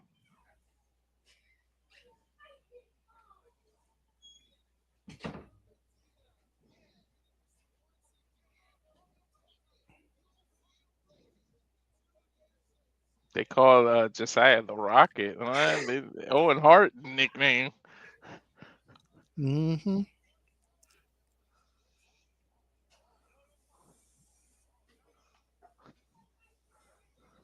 Oh, shit.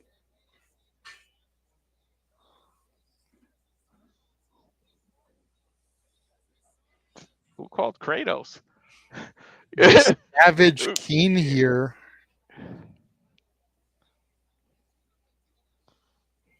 Making his presence felt after Gino Medina retains his championship.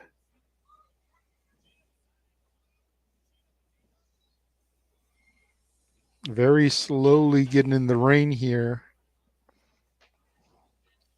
Both men standing eye to eye, face to face in the center of the ring. Very God of War-esque outfit.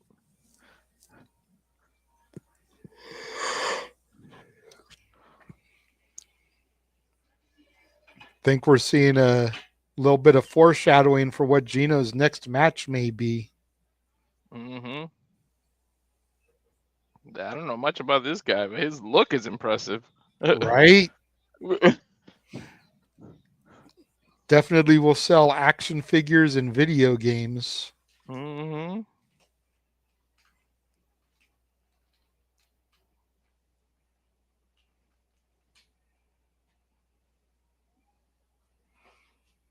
And just as quickly as he came, the Savage King is now leaving the building. Mm-hmm.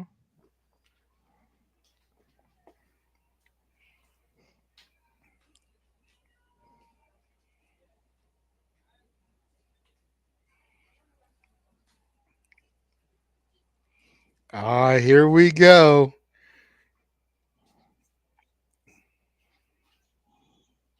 That's supposed to be champagne. Possibly. Mm.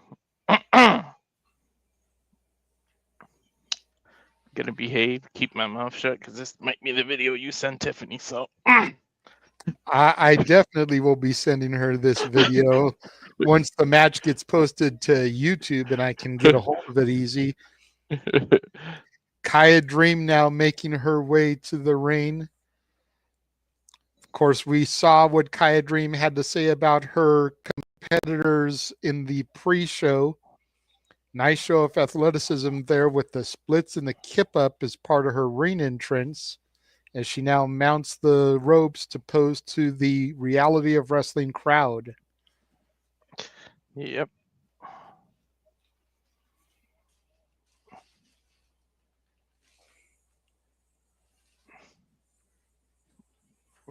Yep, Khia. Oh, I mean, boo. No, I'm joking. Tell us how you really feel, Walter. Don't get caught slipping as we get HollyHood Hayley Jayne now here. The Section 8 Princess, as Khia Dream called her in her video pre-tape. That was funny as hell. HollyHood Hayley J, of course, I discovered from the Netflix series Wrestlers, which follows Ohio Valley Wrestling and the competitors within. HollyHood Hayley J, a major part of that show, and now wrestling as part of the National Wrestling Alliance. Both these women are looking to become the number one contender here in reality of wrestling, as is the best at everything, La Princesa, Tiffany Nieves. Get it? Got it. Bueno. I definitely get it and got it. La Princesa making her presence felt amongst the peasants in attendance here at Reality of Wrestling. We all get to bask in her glory on the television screen thanks to TitleMatchNetwork.com.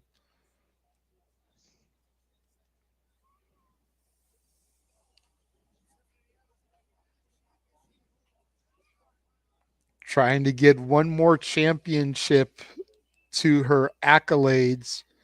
She's already the current reigning and defending Exodus Pro Women's Champion. She is already the current reigning and defending Future of Women's Wrestling Champion. At Hard Times for the National Wrestling Alliance, she picked up one half of the NWA Women's Tag Team titles. And if she can become number one contender here, she could add the Reality of Wrestling Women's title to her list of accolades. But she's got to get through HollyHood Hayley J and Khia Dream, the Queen of the South, as the bell sounds here for this triple threat. She's a belt collector I can get behind. I am going to leave that comment alone as Khia Dream slaps HollyHood Hayley J and then La Princesa with a boot to Hayley, backing her into the corner, and Hayley J and La Princesa just throwing forearms. Khia Dream getting in the middle, sends Tiffany Nieves to the outside. It just hit me HollyHood what comes I said. in with a clothesline. Nice gut wrench into the takedown by Khia Dream. HollyHood reverses out of it. Has her in an arm wringer now. Khia Dream rolling through to try to shift the momentum. Nice arm drag by Khia Dream there and La Princesa back in.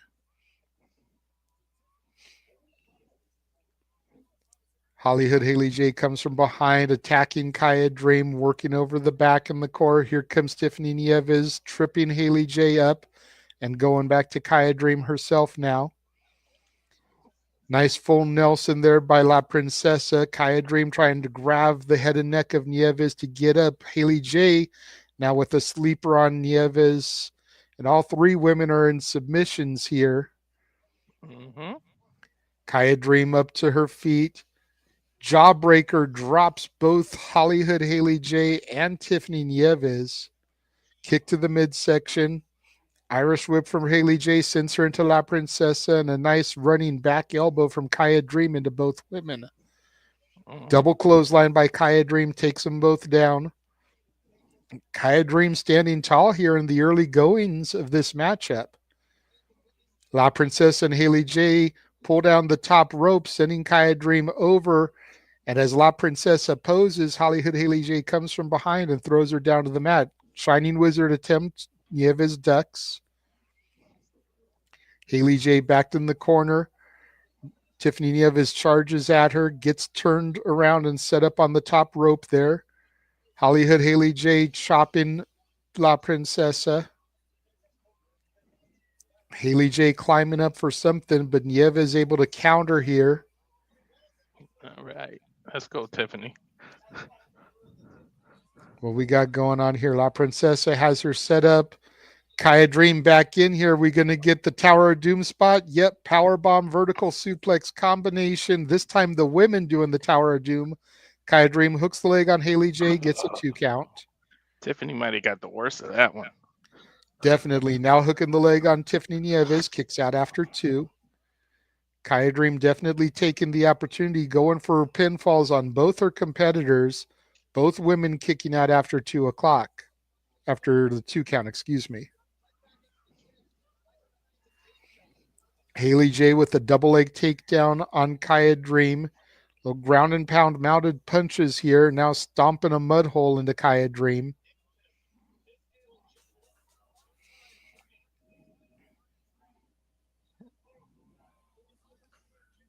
Hayley J right now, the only woman standing tall, goes over to La Princesa, but Nieves gets a boot up, catches Hayley J in the midsection. Now Hayley J going over to Khia Dream as La Princesa tries to get back to a vertical base. Khia Dream looks like she was going for a DDT. Hayley J countered. Nice clothesline takedown. Nieves pulls the leg of Hayley J and then starts stomping the midsection, the core of HollyHood Hayley J. Yeah, triple threat. Got to keep your eyes in the back of your head. Shoulder tackles to Hayley J, pushing her up against the ring post there. Nieves sets HollyHood Hayley on the top turnbuckle. Now grabbing Khia Dream by the leg. Oh. On her. Nice head scissor takedown.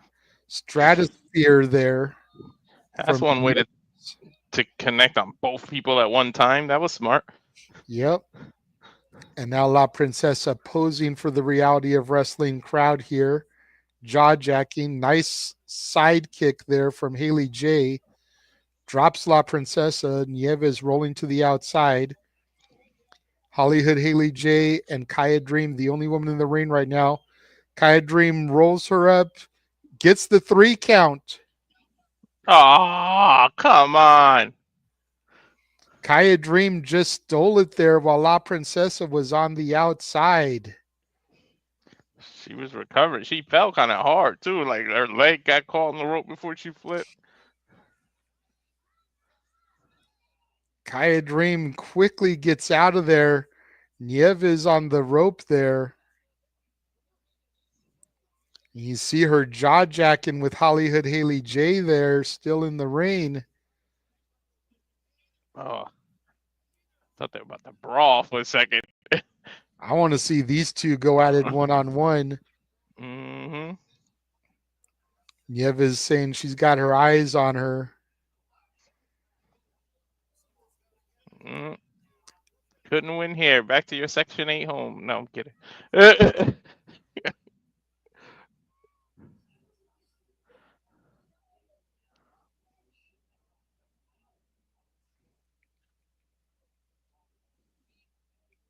Going backstage yet again.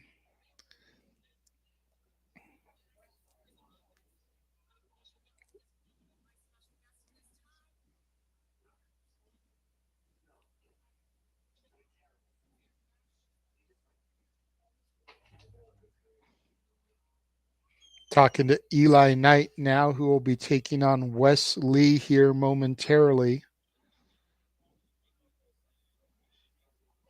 This is one I was really looking forward to be honest.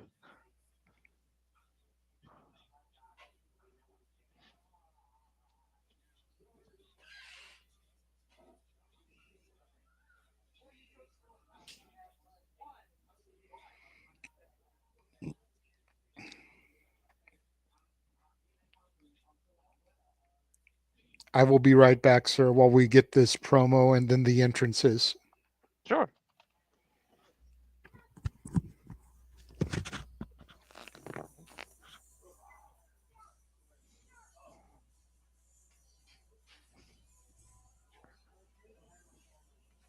Eli Knight coming out first.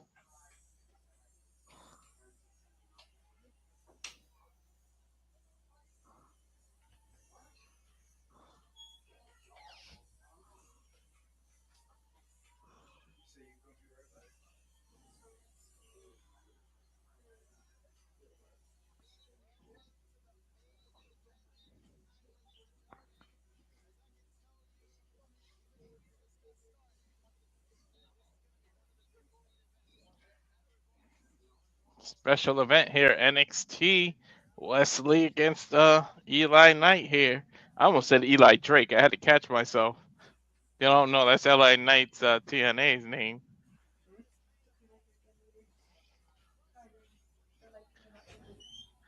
Eli Knight's gonna have a lot of pressures. Step in that set. You talk about a step in competition. You're fighting an established star from NXT here, Wes Lee.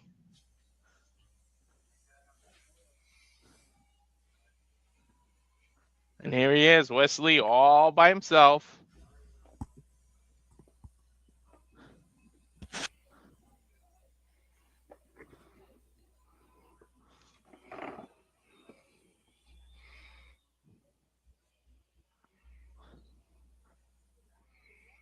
All by himself. That's the interesting thing. So no backup for Wes Lee. So far. True. Tyson and Tyreek could always be hiding in the background. You never know. Still not used to. I was just gonna say I'm still not used to Wes without the locks, man. He looks so generic. He looks like a creative wrestler here. Oh, doing the little rascals pose there. Oh, that'd be cool if they continue a story like that. Like if Rascals come on, because you just it makes you say, hey, you never know. You got to tune in to even reality wrestling because you never know who crosses lines here too. Mm-hmm. Referee calls for the bell.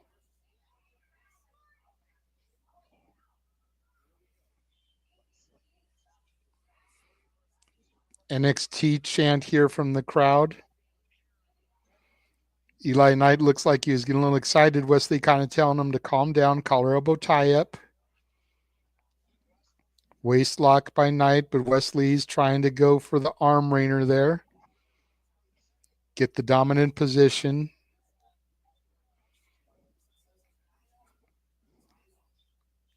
Eli Knight now trying to counter. Nice roll through by Knight.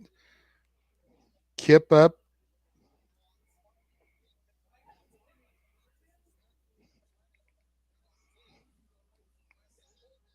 I don't know how smart it is to taunt him though. Yeah, no, not at all. Not with the experience of Wes Lee. Very, very simple here in the early going. Nice arm rainer there by Eli Knight. Wesley going for the top rope there. Force the rope break. Flips through. Nice arm drag there by Wesley. Gets him a little bit of separation from Eli Knight.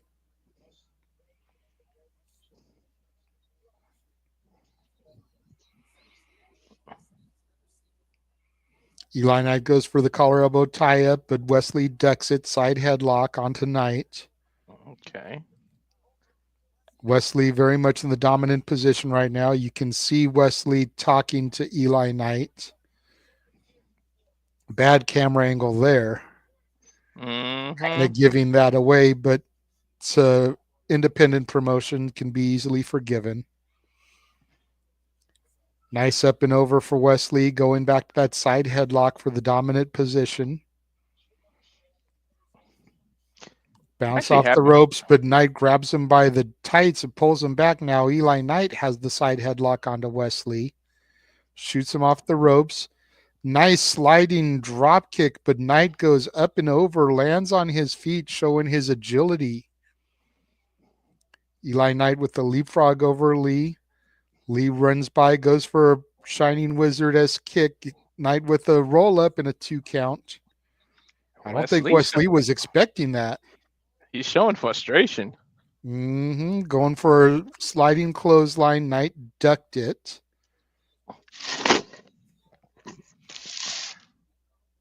I don't think Wesley is used to. Well, he's fought versus Rascal. I was gonna say not used to somebody that can match his speed like that, because Knights can match Wesley for speed. Wesley just got him in the experience factor. Yeah, he's gone up against his Rascal brethren. He's Yeah. gone up against Ace Austin. He's gone up against Javon Evans. So he can definitely go against people that match speed. Nice drop kick by Knight and the kip up. Maybe just a case of underestimating your opponent. Yeah, I think it's that more than anything. Mm-hmm. Wesley's kind of sizing up his opponent like, okay, I see you now. Mm-hmm. Slowly getting back in the ring.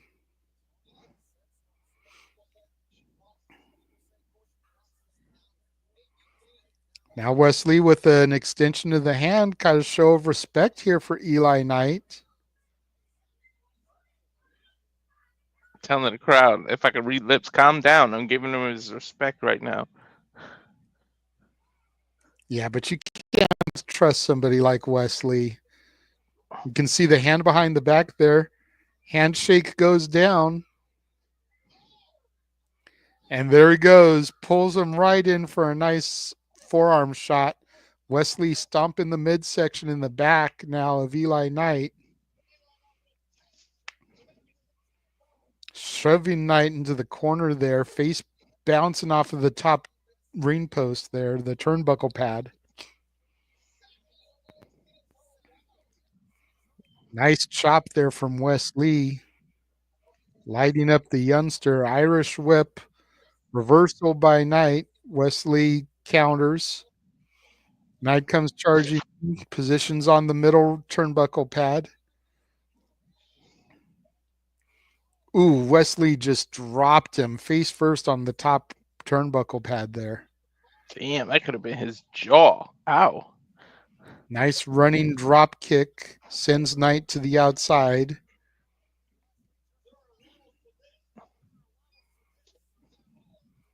Wesley springboards up and over, stomps on the back of Knight, then lands on his feet on the outside there. Wesley showing what experience means, because that move to get him flat-faced, and then the fact that he made him fall for that handshake, that's the experience, taking advantage of the youth. Goes for a pinfall attempt, 1.5 count. Knight kicks out. And when I say youth, I mean youth in a career, because Wesley's not old by any stretch of imagination. He's young. He's just been around the block. Yeah.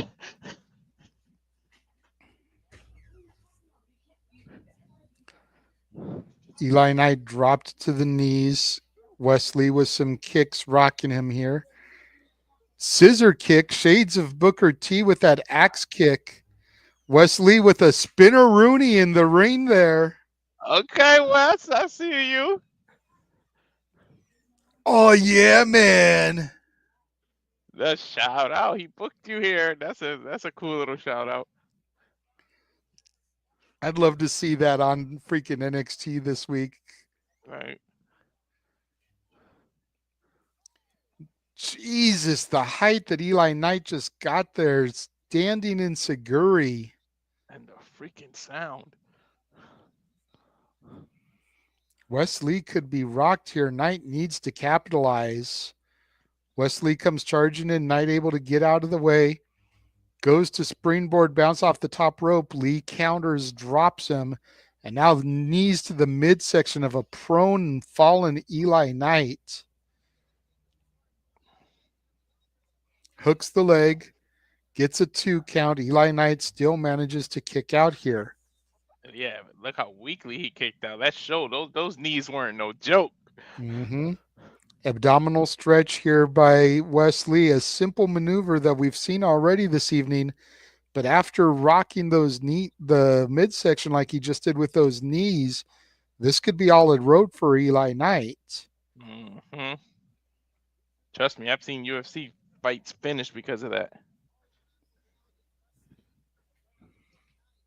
The tenacity of Eli Knight, though, fighting out of it, gets back to a vertical base, shots to the midsection, but Wesley with another knee to the midsection and a punch to the back drops him right back to the mat there.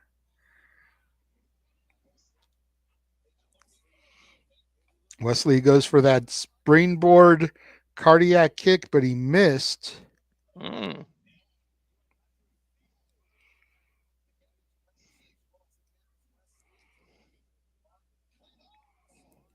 Wesley off the middle rope runs right into a clothesline, turns him inside out, but Eli Knight not able to capitalize here. Damn, he sure did turn him inside out. Wesley back up to his knees. Eli Knight still on his back. Eli Knight barely up to a vertical base, staggers into the far corner. Now Lee up. STO from Eli Knight. Jesus, he just jumped from the mat to the top rope and hit a moonsault. Did Eli Knight, but he only got a 2 count. He literally kicked off the turnbuckle like that. He didn't climb it, ladies and gentlemen. He literally just kicked off it and flipped. That's crazy athleticism. Mm-hmm. The athleticism and agility there of Eli Knight. Scoop slam to Wesley. Eli Knight, what's he going for here? Now he's actually climbing to the top rope. Wesley gets back up, grabs Eli Knight by his foot. Knight able to push him off. Wesley comes in looking for a kick, but Eli Knight able to counter. Poison Rana from Knight to Wesley. Oh my God, JJ, somebody sold the Poison Rana in wrestling. Eli Knight now going back up to the top rope. Wesley prone on the mat.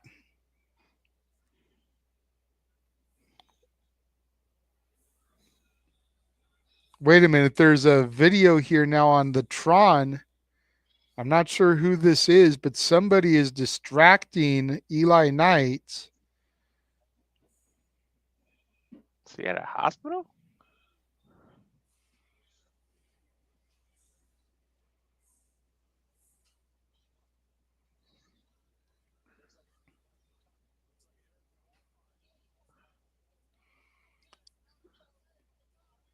Wesley capitalizing, getting some kicks. Nice up and over onto Eli Knight.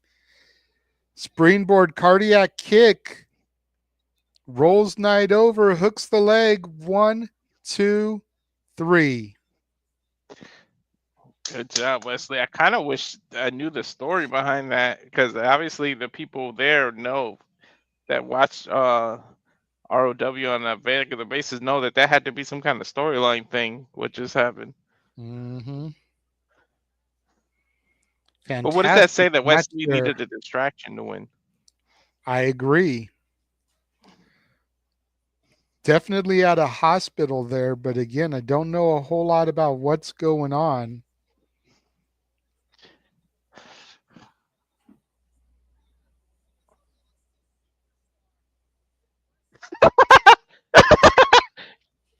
Wesley, what the hell was that about?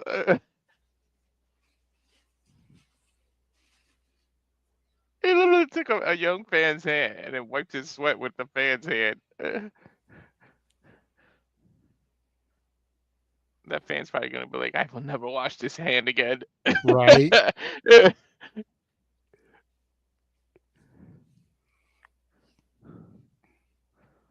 Comes our next referee. Looks like we're going to get the precision tactician Clay Roberts here.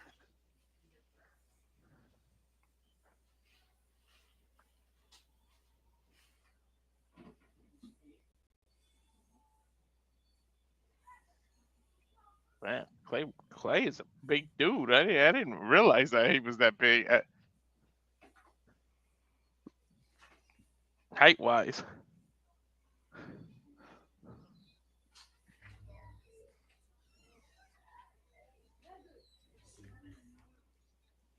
Clay Roberts definitely looks hyped for this.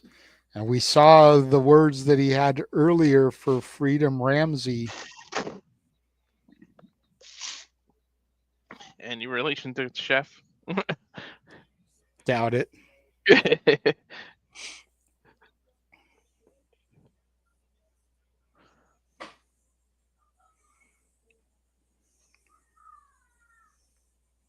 Now here comes Freedom Ramsey.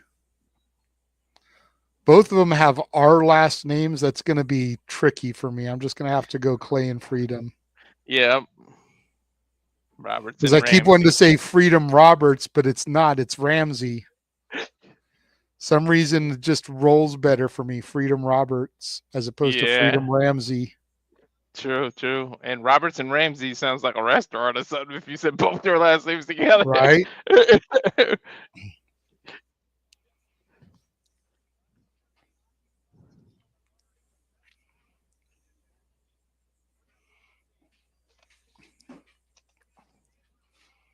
Freedom Ramsey here definitely looks hyped for this matchup, but Clay Roberts not impressed in the least by the WWE ID prospect. This is his chance to impress, to be honest. Bell sounds and this match is officially underway.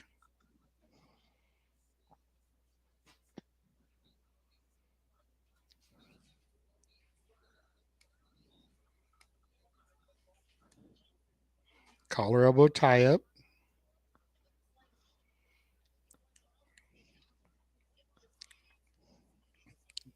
Get a break here.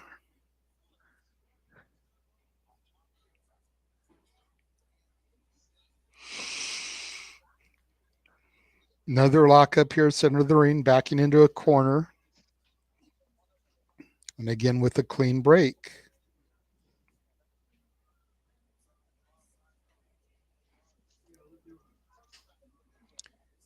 Clay Roberts seems like he's the obvious heel here, but Freedom seems a little too cocky and arrogant, like maybe the whole WWE ID prospect part of him, makes him feel like he's better than Roberts. Maybe. Leapfrog by Clay over, shoulder tackle by Freedom, drops Clay Roberts to the mat. Freedom trying to go for a pinfall, but Roberts using his experience advantage crawled to the ropes, preventing it. I mean, if you think about it, Clay's just defending his home territory from an outsider, so like not necessarily a heel thing. No, but just his presentation and the promo screamed heel to me. But Me now too. watching them in the ring here, Freedom is definitely screaming heel. And to your point, Clay is just a guy trying to protect his terrain.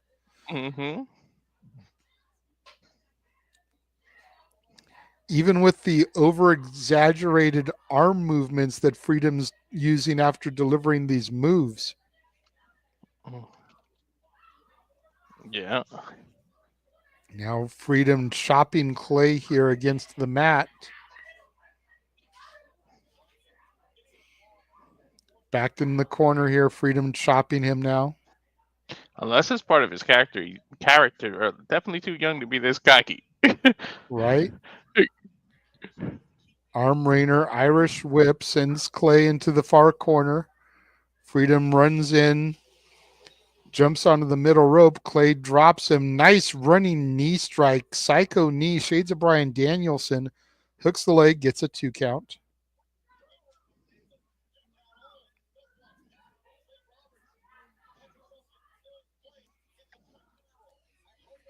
Clay Roberts now throwing punches in the corner against Freedom. Mm.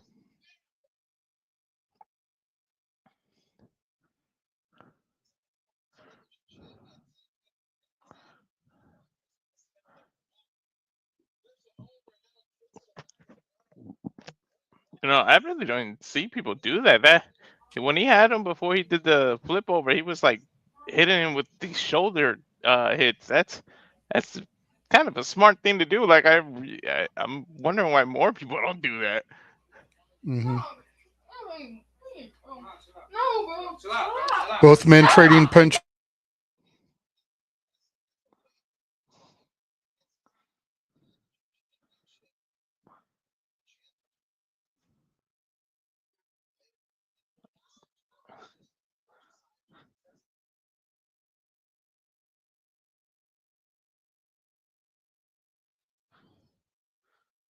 Nice headbutt there.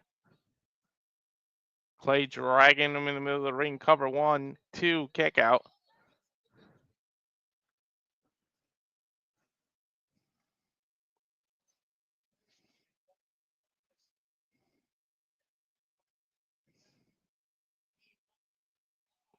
Clay able to dig a knee into the spine while choking Freedom at the same time. Sort of a half Nelson.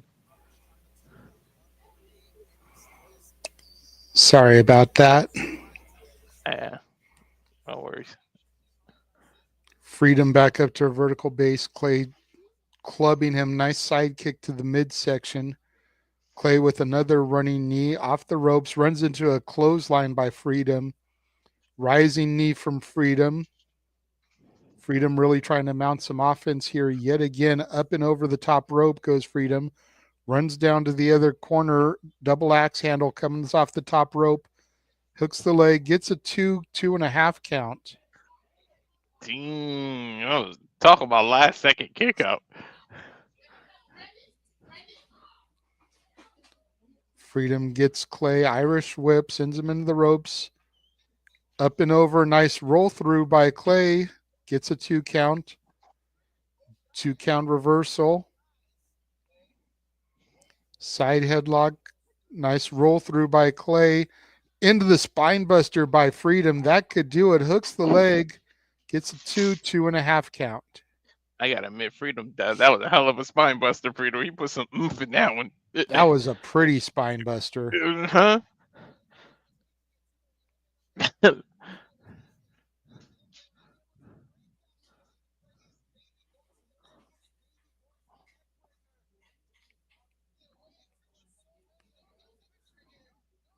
Looked like he was going for a fisherman buster there, but Clay was able to counter out. Hooks the arms, backslide, 2, rolls through. Spin kick missed by Clay. Freedom had him hooked for a German, but the roll through by Clay, setting him up, gets him locked into a Texas cloverleaf, but can he turn Freedom over to lock it in fully here? Can't get him on the stomach. Ramsey hooks the leg, but both men roll through. Huge fisherman buster. Hooks the leg, gets a 2, gets the 3. Wow. Okay, Freedom.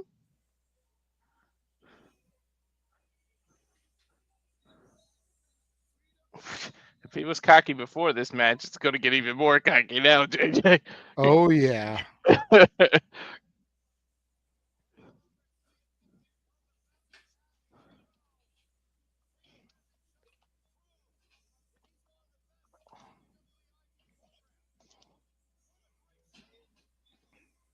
Great showing there by Freedom. Can't wait to see him on an episode of Evolve, see who they put him up against.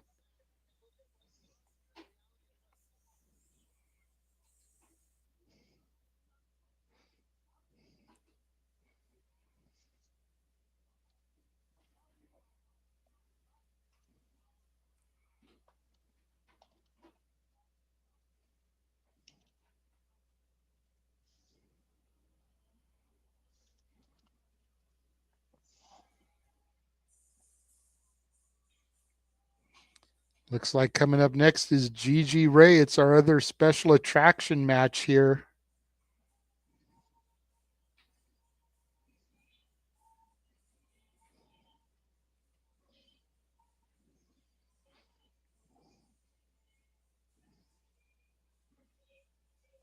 Booker definitely has a type when he be booking these women.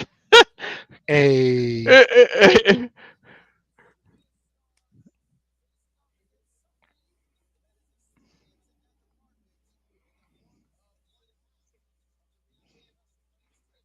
Okay, G Money. Gigi Ray here, one half of the Reality of Wrestling Women's Tag Team Champions. Almost got to wonder if Jayne can get the W here. Would that put her in a line for a tag title shot? Whether she does it with Fallon or with Jasmine. Mm-hmm. Gigi gives me like not look wise or anything, but like her character and the way she's dressed is like how Carmella was in NXT, like that how not look wise, but like her character it seems like.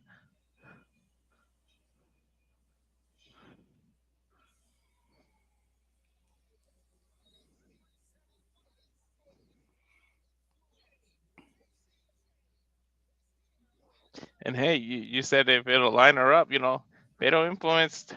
Look like we're gonna go after the TNA Knockouts tag team. Why not the ROH tag team too? If you get a victory, you can do it.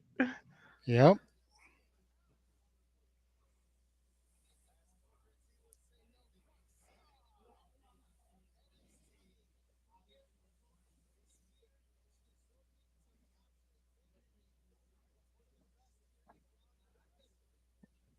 Gigi already taunting her. Or sorry, JC already taunting Gigi. Mm-hmm.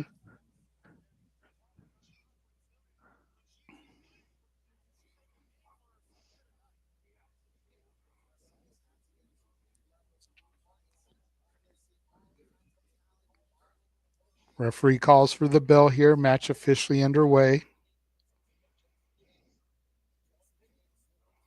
Both women kind of prancing around the ring, collar elbow tie up. Jayne backs Gigi into the corner here and pie faces her. Gigi showing some tenacity, pushing JC back off her. Another collar elbow tie up. Neither woman wanting to give an inch here. JC has her backed up against the ropes, but Gigi reverses it. Neither woman letting go of that collar elbow tie up. And still executed as JC has Gigi in the dominant position down on the mat. But neither woman has relinquished that collar elbow tie up. Gigi trying to use her legs, maneuver into an armbar submission. Gets the break here.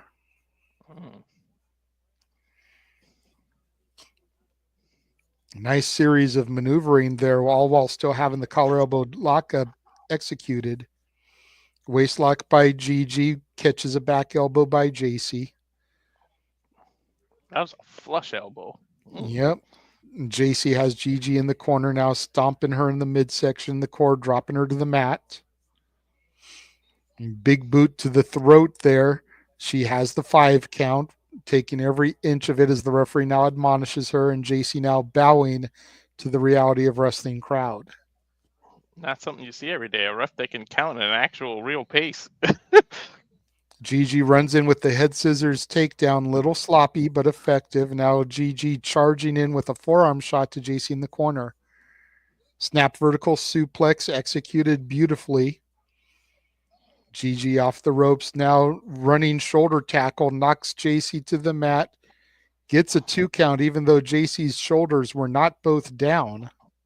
I noticed it. I'm glad you called that out. The referee may know how to count, but he doesn't know how to make sure the shoulders are down. Irish whip attempt reversed by JC. Gigi goes up and over the top rope. Forearm shot rocks JC. Gigi tries to springboard off the ropes, but JC catches her flush, drops her down to the mat. JC now to the outside on the ring apron, does a running punt kick, and drops Gigi down to the mat. Jayne here in full control as she goes down to pick on her prey. throwing Gigi back in the ring here and sliding back in the bottom rope. Little senton there, hooks the leg for effect, gets a 2 count. Okay. Jacy Jayne again in the dominant position here, as we figured she would be, at least in the early going. Irish whip sends Gigi in the corner, running butt smash, and then a snapmare, kick to the back by Jacy, and then a side kick to the side of the dome, drops Gigi as Jacy dances and poses in the center of the ring. Dude, she caught her with that kick. Holy hell.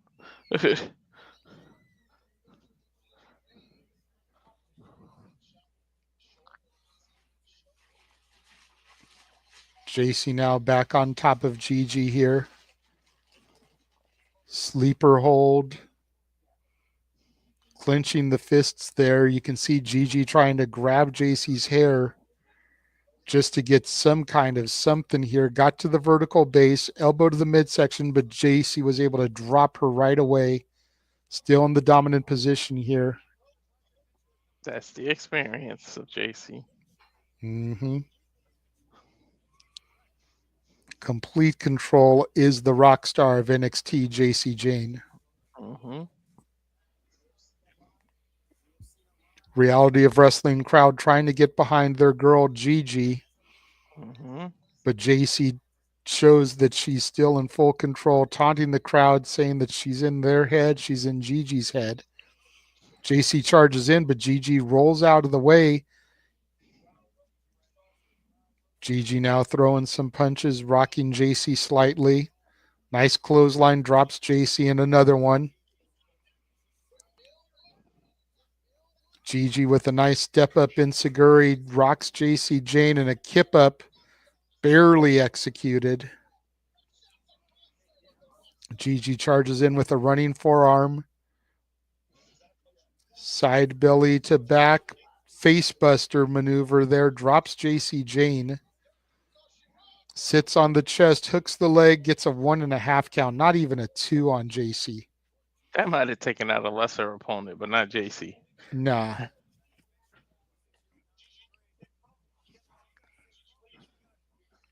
Gigi now going up to the top rope here, looking for some aerial offense, but Jacy up and gets her dropped down, tied in the tree of woe here. Kick to the midsection by Jacy, and Jacy looks like she's saying, that's it. Cannonball right into Gigi. Goes for the lateral press, gets a 2. Gigi barely kicks out. Cannonball. Wow.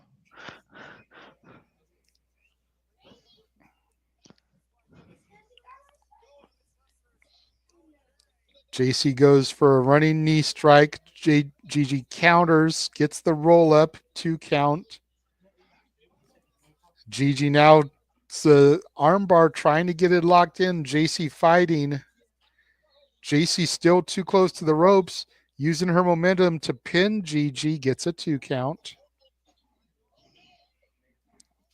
Side kick connects onto Gigi, but Gigi falls into the referee. Referee down, Gigi down. Uh-oh. If Fatal Influence is here, this is your chance. Yep. Let's see what happens. Jacy's grabbing the title belt here. Again, Gigi, one half of the Reality of Wrestling Women's Tag Champions. Mia Friday coming out to grab the title belt. Both women having a tug of war here. Mia Friday just accidentally clocked Gigi with the title belt. Jacy rushing over, try and get the pinfall here. Hooks the leg, 1, 2, 3. Jacy Jayne just got the victory here. Well, what's the point of Friday interference? She's not Gigi's partner.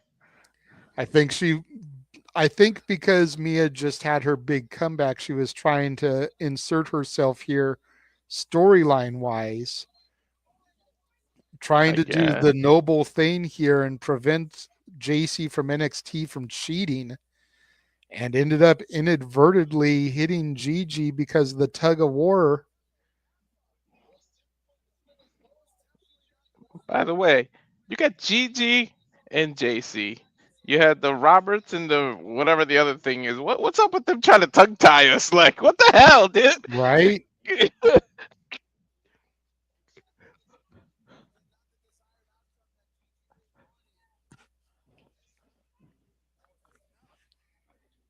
I guess she was inserting their name into it, but you would think like whoever her partner is would do that.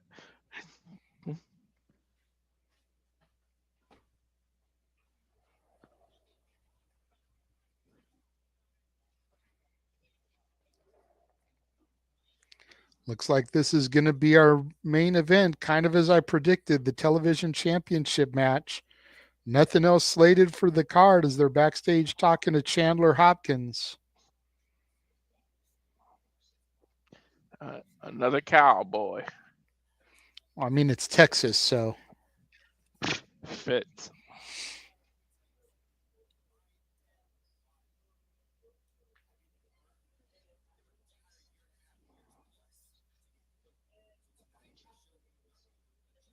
Chandler saying he worked over a year and a half chasing this title.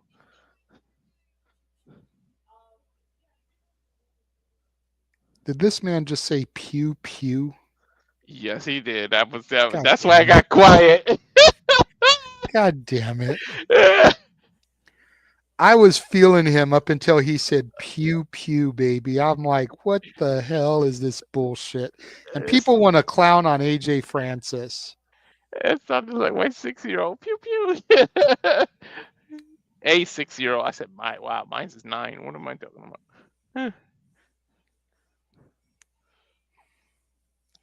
AJ Francis, representing TNA, makes his way to the ring. The former top dollar of Hit Row. Now the leader of First Class alongside Casey Navarro in TNA Wrestling. Money, money. Got his own money on $100 bill there.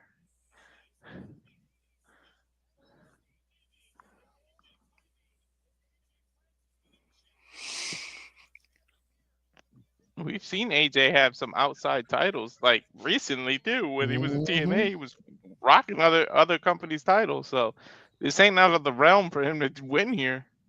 Exactly. And especially with the NXT-TNA partnership. Mm-hmm.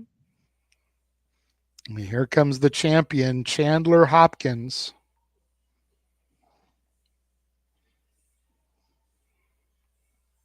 Chandler rush into the ring. Bell rings. Fists of fury from Hopkins as AJ trying to assert his dominance here. Damn. Came out like Chandler a bat with out a of hell. running Superman punch. Clothesline from Francis misses its target. Standing dropkick from Hopkins. AJ Francis is rocked here in the early going. Hopkins said no breath for JJ. JJ thought he was gonna get a breath before the bell rang. Right? Running clothesline from Hopkins into the corner on Francis. Now he's mounted punching here. Francis tries to push Hopkins off. Hopkins comes running in. AJ wisely moves to the outside, try to slow the pace down here. Smart. He's gonna slow that ass down because he came out like a ride 'em cowboy. Right? Seriously. Seriously, he came out like a jackrabbit. A bat out of hell. AJ Francis taking his time walking around. He's got a 10 count on the outside. Going to use up every bit of that to make Hopkins here have to slow the fuck down. Hopkins rolls to the outside now to give chase to AJ. Big mistake because now AJ slides in the ring and now he's got the dominant position. He's just waiting for Hopkins. Grabs Hopkins by the hair. Lifts him up to the ring apron. Hopkins tries to take a forearm shot. AJ rocks him, sends him back to the mat. Referee now starting the 10 count on Hopkins, but now AJ again in the dominant position. He's got control of the ring. AJ goes to the outside, grabs Hopkins.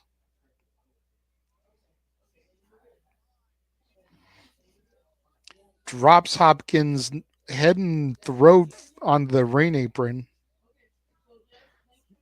There you go. AJ, slow this shit down.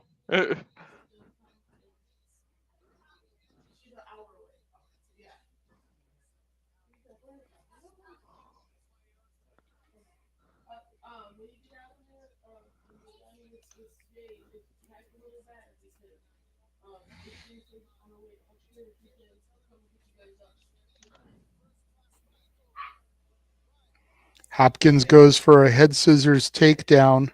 Francis catches him, buckle bomb, power bombs him on the ring apron there. The edge of the apron.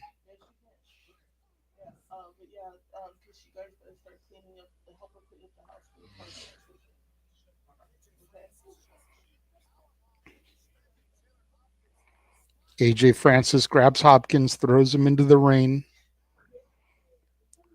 And both men finally back in the ring, but now Francis in full control now that the pace is slowed down. Uh, it sucks for Chandler because this is AJ's pace. Mm-hmm.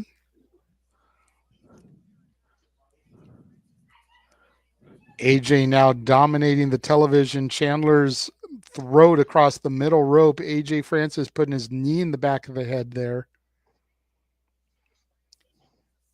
And now pulling his back across the top rope as he holds onto the head and neck. Clubbing blow to the torso. This is AJ's game to lose at this point. Don't get too confident, though, AJ. Don't get too confident. Chandler Hopkins trying to mount some offense. Quick flurry, but gets squashed by Francis in the corner there.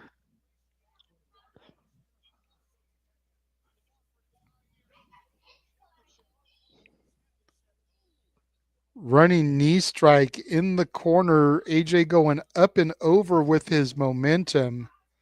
Chandler Hopkins rocked, laid out on the mat. No sense going to a pinfall, though. Too close to the ropes. AJ dragging him and pulling his core into the ring post there from the outside. Damn. Treating him like an accordion.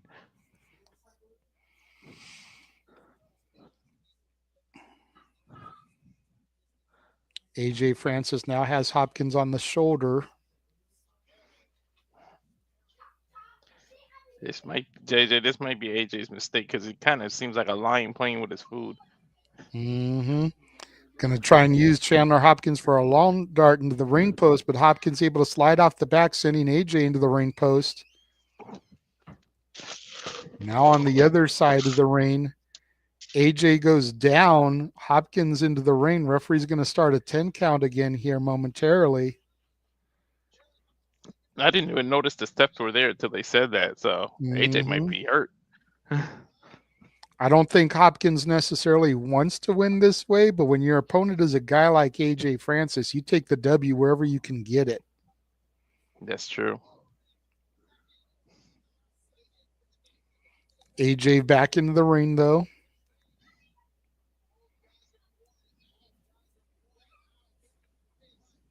Kick to the midsection, knee to the jaw.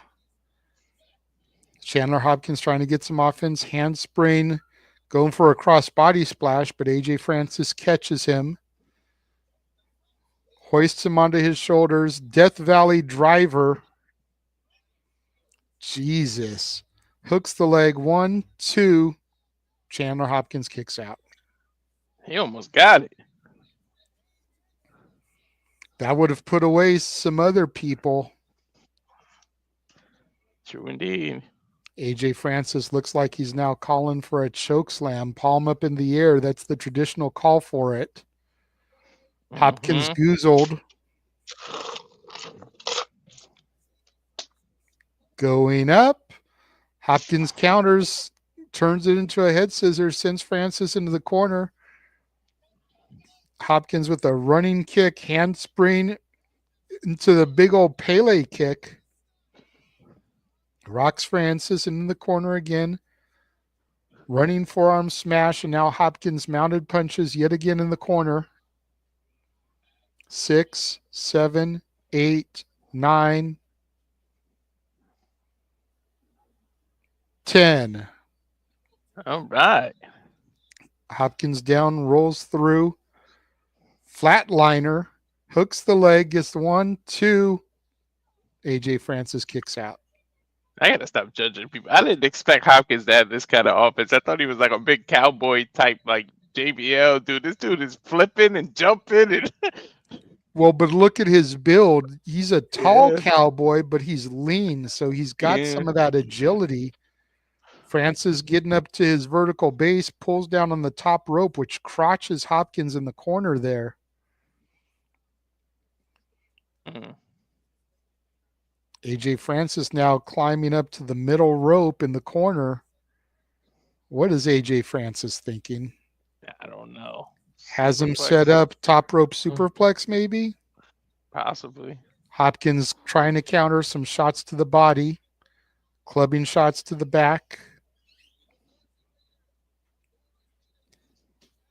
Hopkins up and over, going for the power bomb, but AJ Francis too strong. He's holding on. He gets it, though, after a little bit of work. Hopkins drops Francis with the power bomb. He's in the drop zone because I think Hopkins' move is called a 6-shooter, and it's a top rope move. To your point, he's pulling himself up onto the top rope there.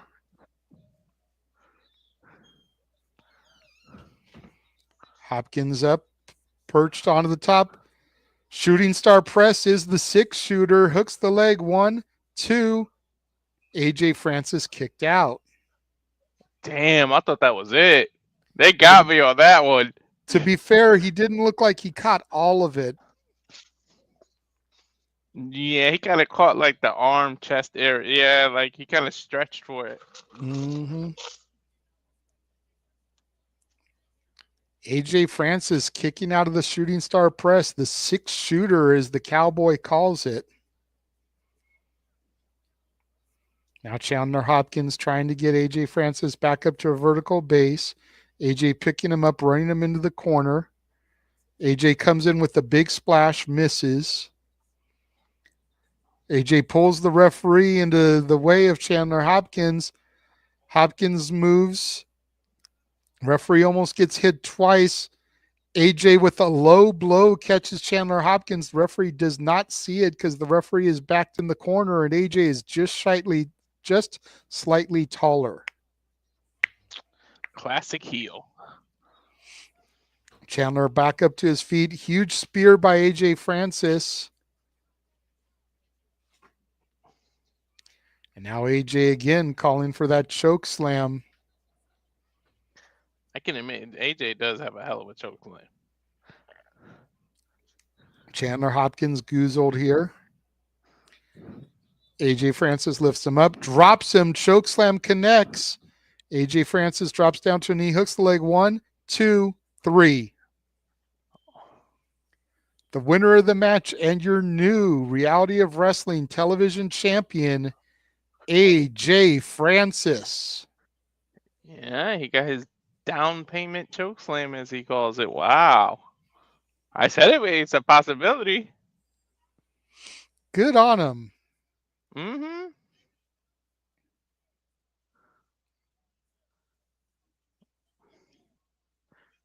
He just had trouble climbing the rope. To be fair, I mean, if you look at those ropes, they're definitely looser than normal. Yeah. And he's a bigger dude, so. I said it's a possibility, and part of me thought it was going to happen, but, like, to see it, them actually pull the trigger. Go ahead, AJ. Well, we know what he's going to do on TNA now, showing that damn title off. Which, if you think about it, how good does that look to put it on TNA, showing you, an independent title? Like, somebody's going to go, hey, what title is that? When they mention it, start looking it up, and there you go. You got eyes on your product. AJ calling for the microphone here.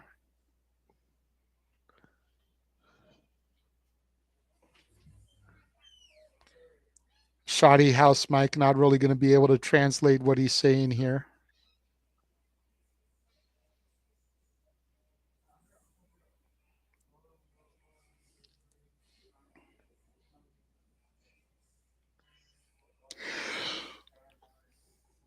I made out that he said, let me introduce you to the new Reality of Wrestling television champion. That's about all I heard.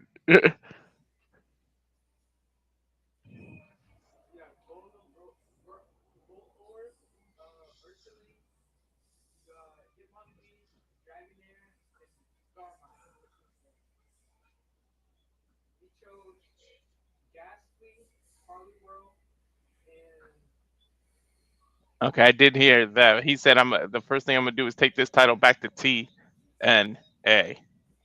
But Nice. again, that microphone. Whew.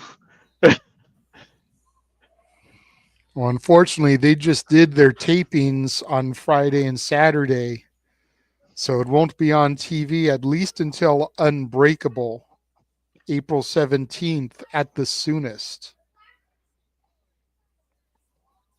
Mm, you know what? This might open up to AJ crossing that line, going back to where we know him from with the Booker T relationship and everything.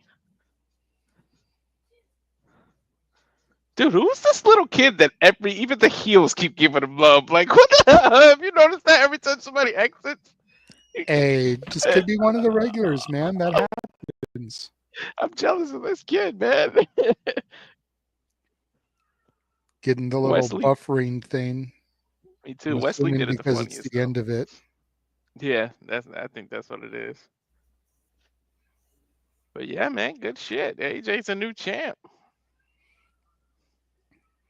Congratulations to the former Top Dollar AJ Francis. So, what did you think, man, after watching this, your first reality of wrestling show? Huh? I think I gotta digest it better, but not too bad. I'm not gonna say it's the greatest thing ever. Not too bad, but it's independent. You can forgive some of the little stuff like the mics and the little bit of sloppiness from some people. They're young, you know. It's not like they're 10, 15 years in the business. The ones that were doing a few things, but I mean, it's one of those things where you gotta watch 2, 3, 4 shows before you can really judge it. You gotta have like this. I consider it, you know, I'm fat. Let's call it an appetizer until you get to the main course meal. You have to. You can't judge it on appetizers alone. I kind of feel where you're coming there. I Yeah. I won't say I was impressed, but I Hmm. did enjoy a lot of what I saw. Um, I'm surprised to a certain extent that all the big name talent went over. Hmm. Wesley, Jacy, Jayne, AJ Francis all won their matches. You would think they would use them more to make the local regular talent look good. Hmm. At least almost do like a 50-50. Have one win, one lose, and then maybe the title match could have ended in a schmoz or something with a disqualification so that neither one won, neither one lost. Yeah. So that surprised me a little bit. I thought the pacing was good.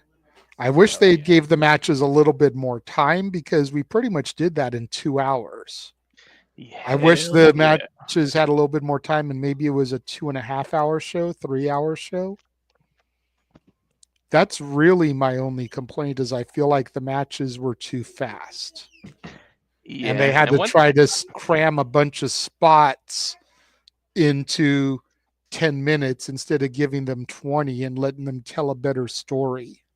Exactly, because big part of match is a story. Also, one thing I wouldn't have done because you got NXT and you mix talents, you know you got eyeballs that never seen your product. I wouldn't have done impromptu matches. I would have let people know who those people are and still put them on the show, but let everybody know because you know you got new eyeballs. You know, especially like look at you and me. We couldn't even catch the names because of the thing. You should have Mm-hmm.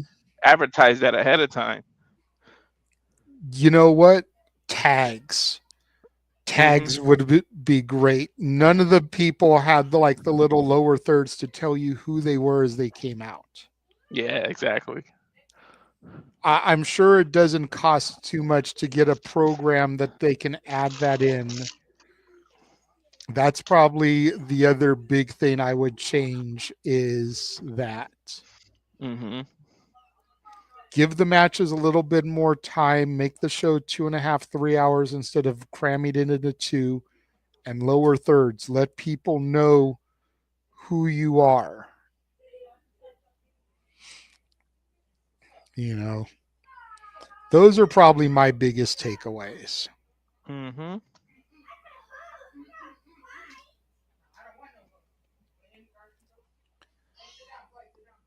Well, that is going to about wrap things up. We will take a moment here to run our watch along trailer, let everyone know what will be coming up here across the Simply Reliable studios.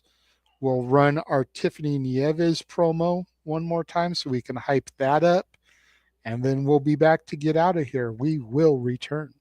And now for a taste of things to come.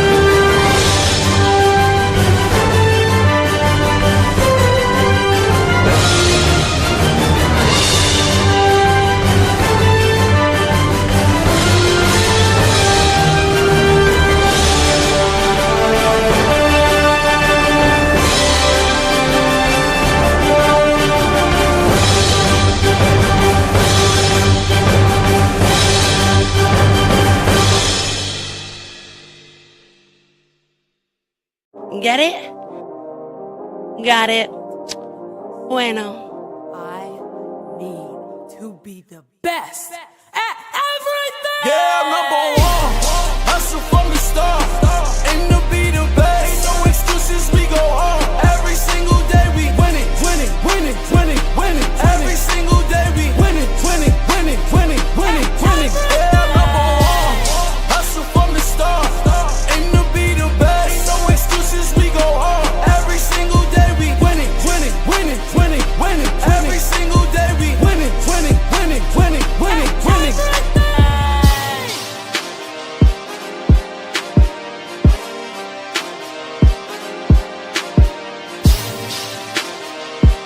Get it?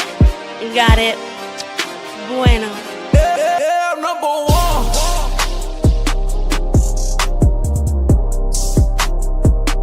Yeah, I'm number one.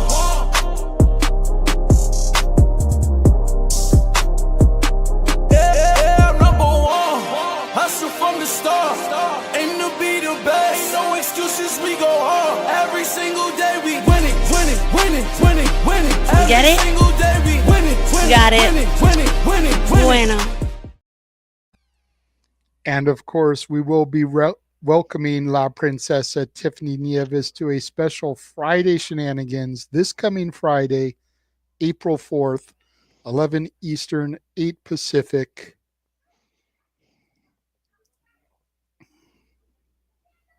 You still nodding your head there to the theme song?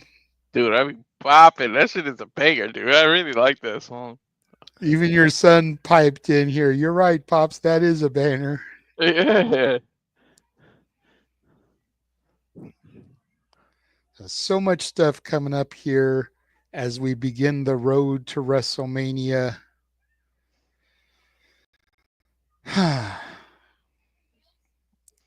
Deep breath, deep breath. April's gonna fucking kill us. Right?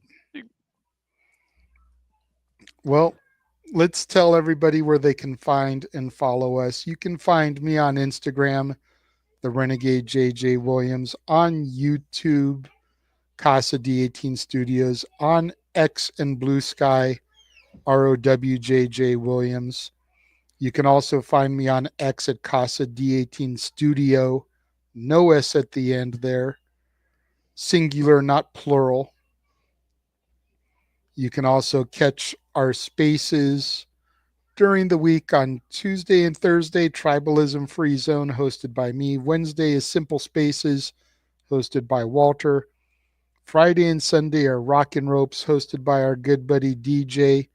And then Saturday is Wrestling with Tism, hosted by James Hebert, Ryan, and Hannibal.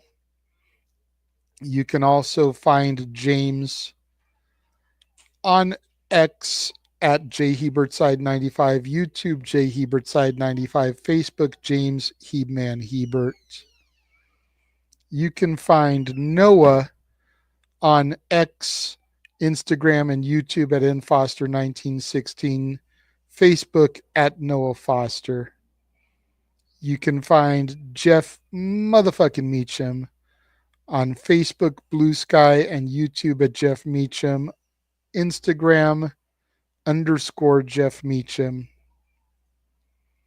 You can find our buddy Ashley Shadow Batash, who just recently started her own YouTube channel, is really trying to get it off the ground, at YouTube Batty for Wrestling, and on X Shadow Batash, Shadow Bat Ash. Walter, where can they find you, good sir? Find me at Is that one? yeah, okay. On the YouTube at Rage of Wrestling, Bread and Butter. Please subscribe. Gotta get to that 200 so we can get to WrestleMania next year. Be in New Orleans for a month. I mean, my waistline won't like it, but whoever comes with me will. We would love it. But Instagram Walter.Cruz.940, Twix or Twitter, and Blue Sky at Walter Alex Cruz, and of course the gaming channel can be found at SRS 1983 on Twitch. And again, thanks all for watching us. Yes, very much so. Thank you for tuning in to this Reality of Wrestling watch along. And again, to Wesley's comment from earlier, assuming that the Rumble, whatever it is, that he wanted us to do, the Last Stand Rumble, doesn't conflict with something else that we've already got going on, we will consider doing it. But with everything else that we've got going on these next few weeks, heading into WrestleMania, Mania week, if it conflicts with something else, we're just going to have to hold off until the show after that. Yeah. But I am willing to do another Reality of Wrestling show based off of what I saw here tonight. Yeah. And I'm hoping our Truth does that red carpet thing in the Hall of Fame again, because last year that shit was hilarious. That was funny, damn it. But thank y'all for joining us. I know we will be back on Tuesday with the PWG Retro Watch Along for All-Star Weekend 1 Night 1. We might do Raw tomorrow. Me and Walter got to talk about it when we get off the air live from London, because it'll be early enough in the day. But we'll figure that out. Just stay tuned to social medias, because you'll see the link go up on YouTube if we do decide to do it. But definitely we'll be back on Tuesday. We want to thank you guys for joining us and tuning in, and we will catch y'all next time. Adios.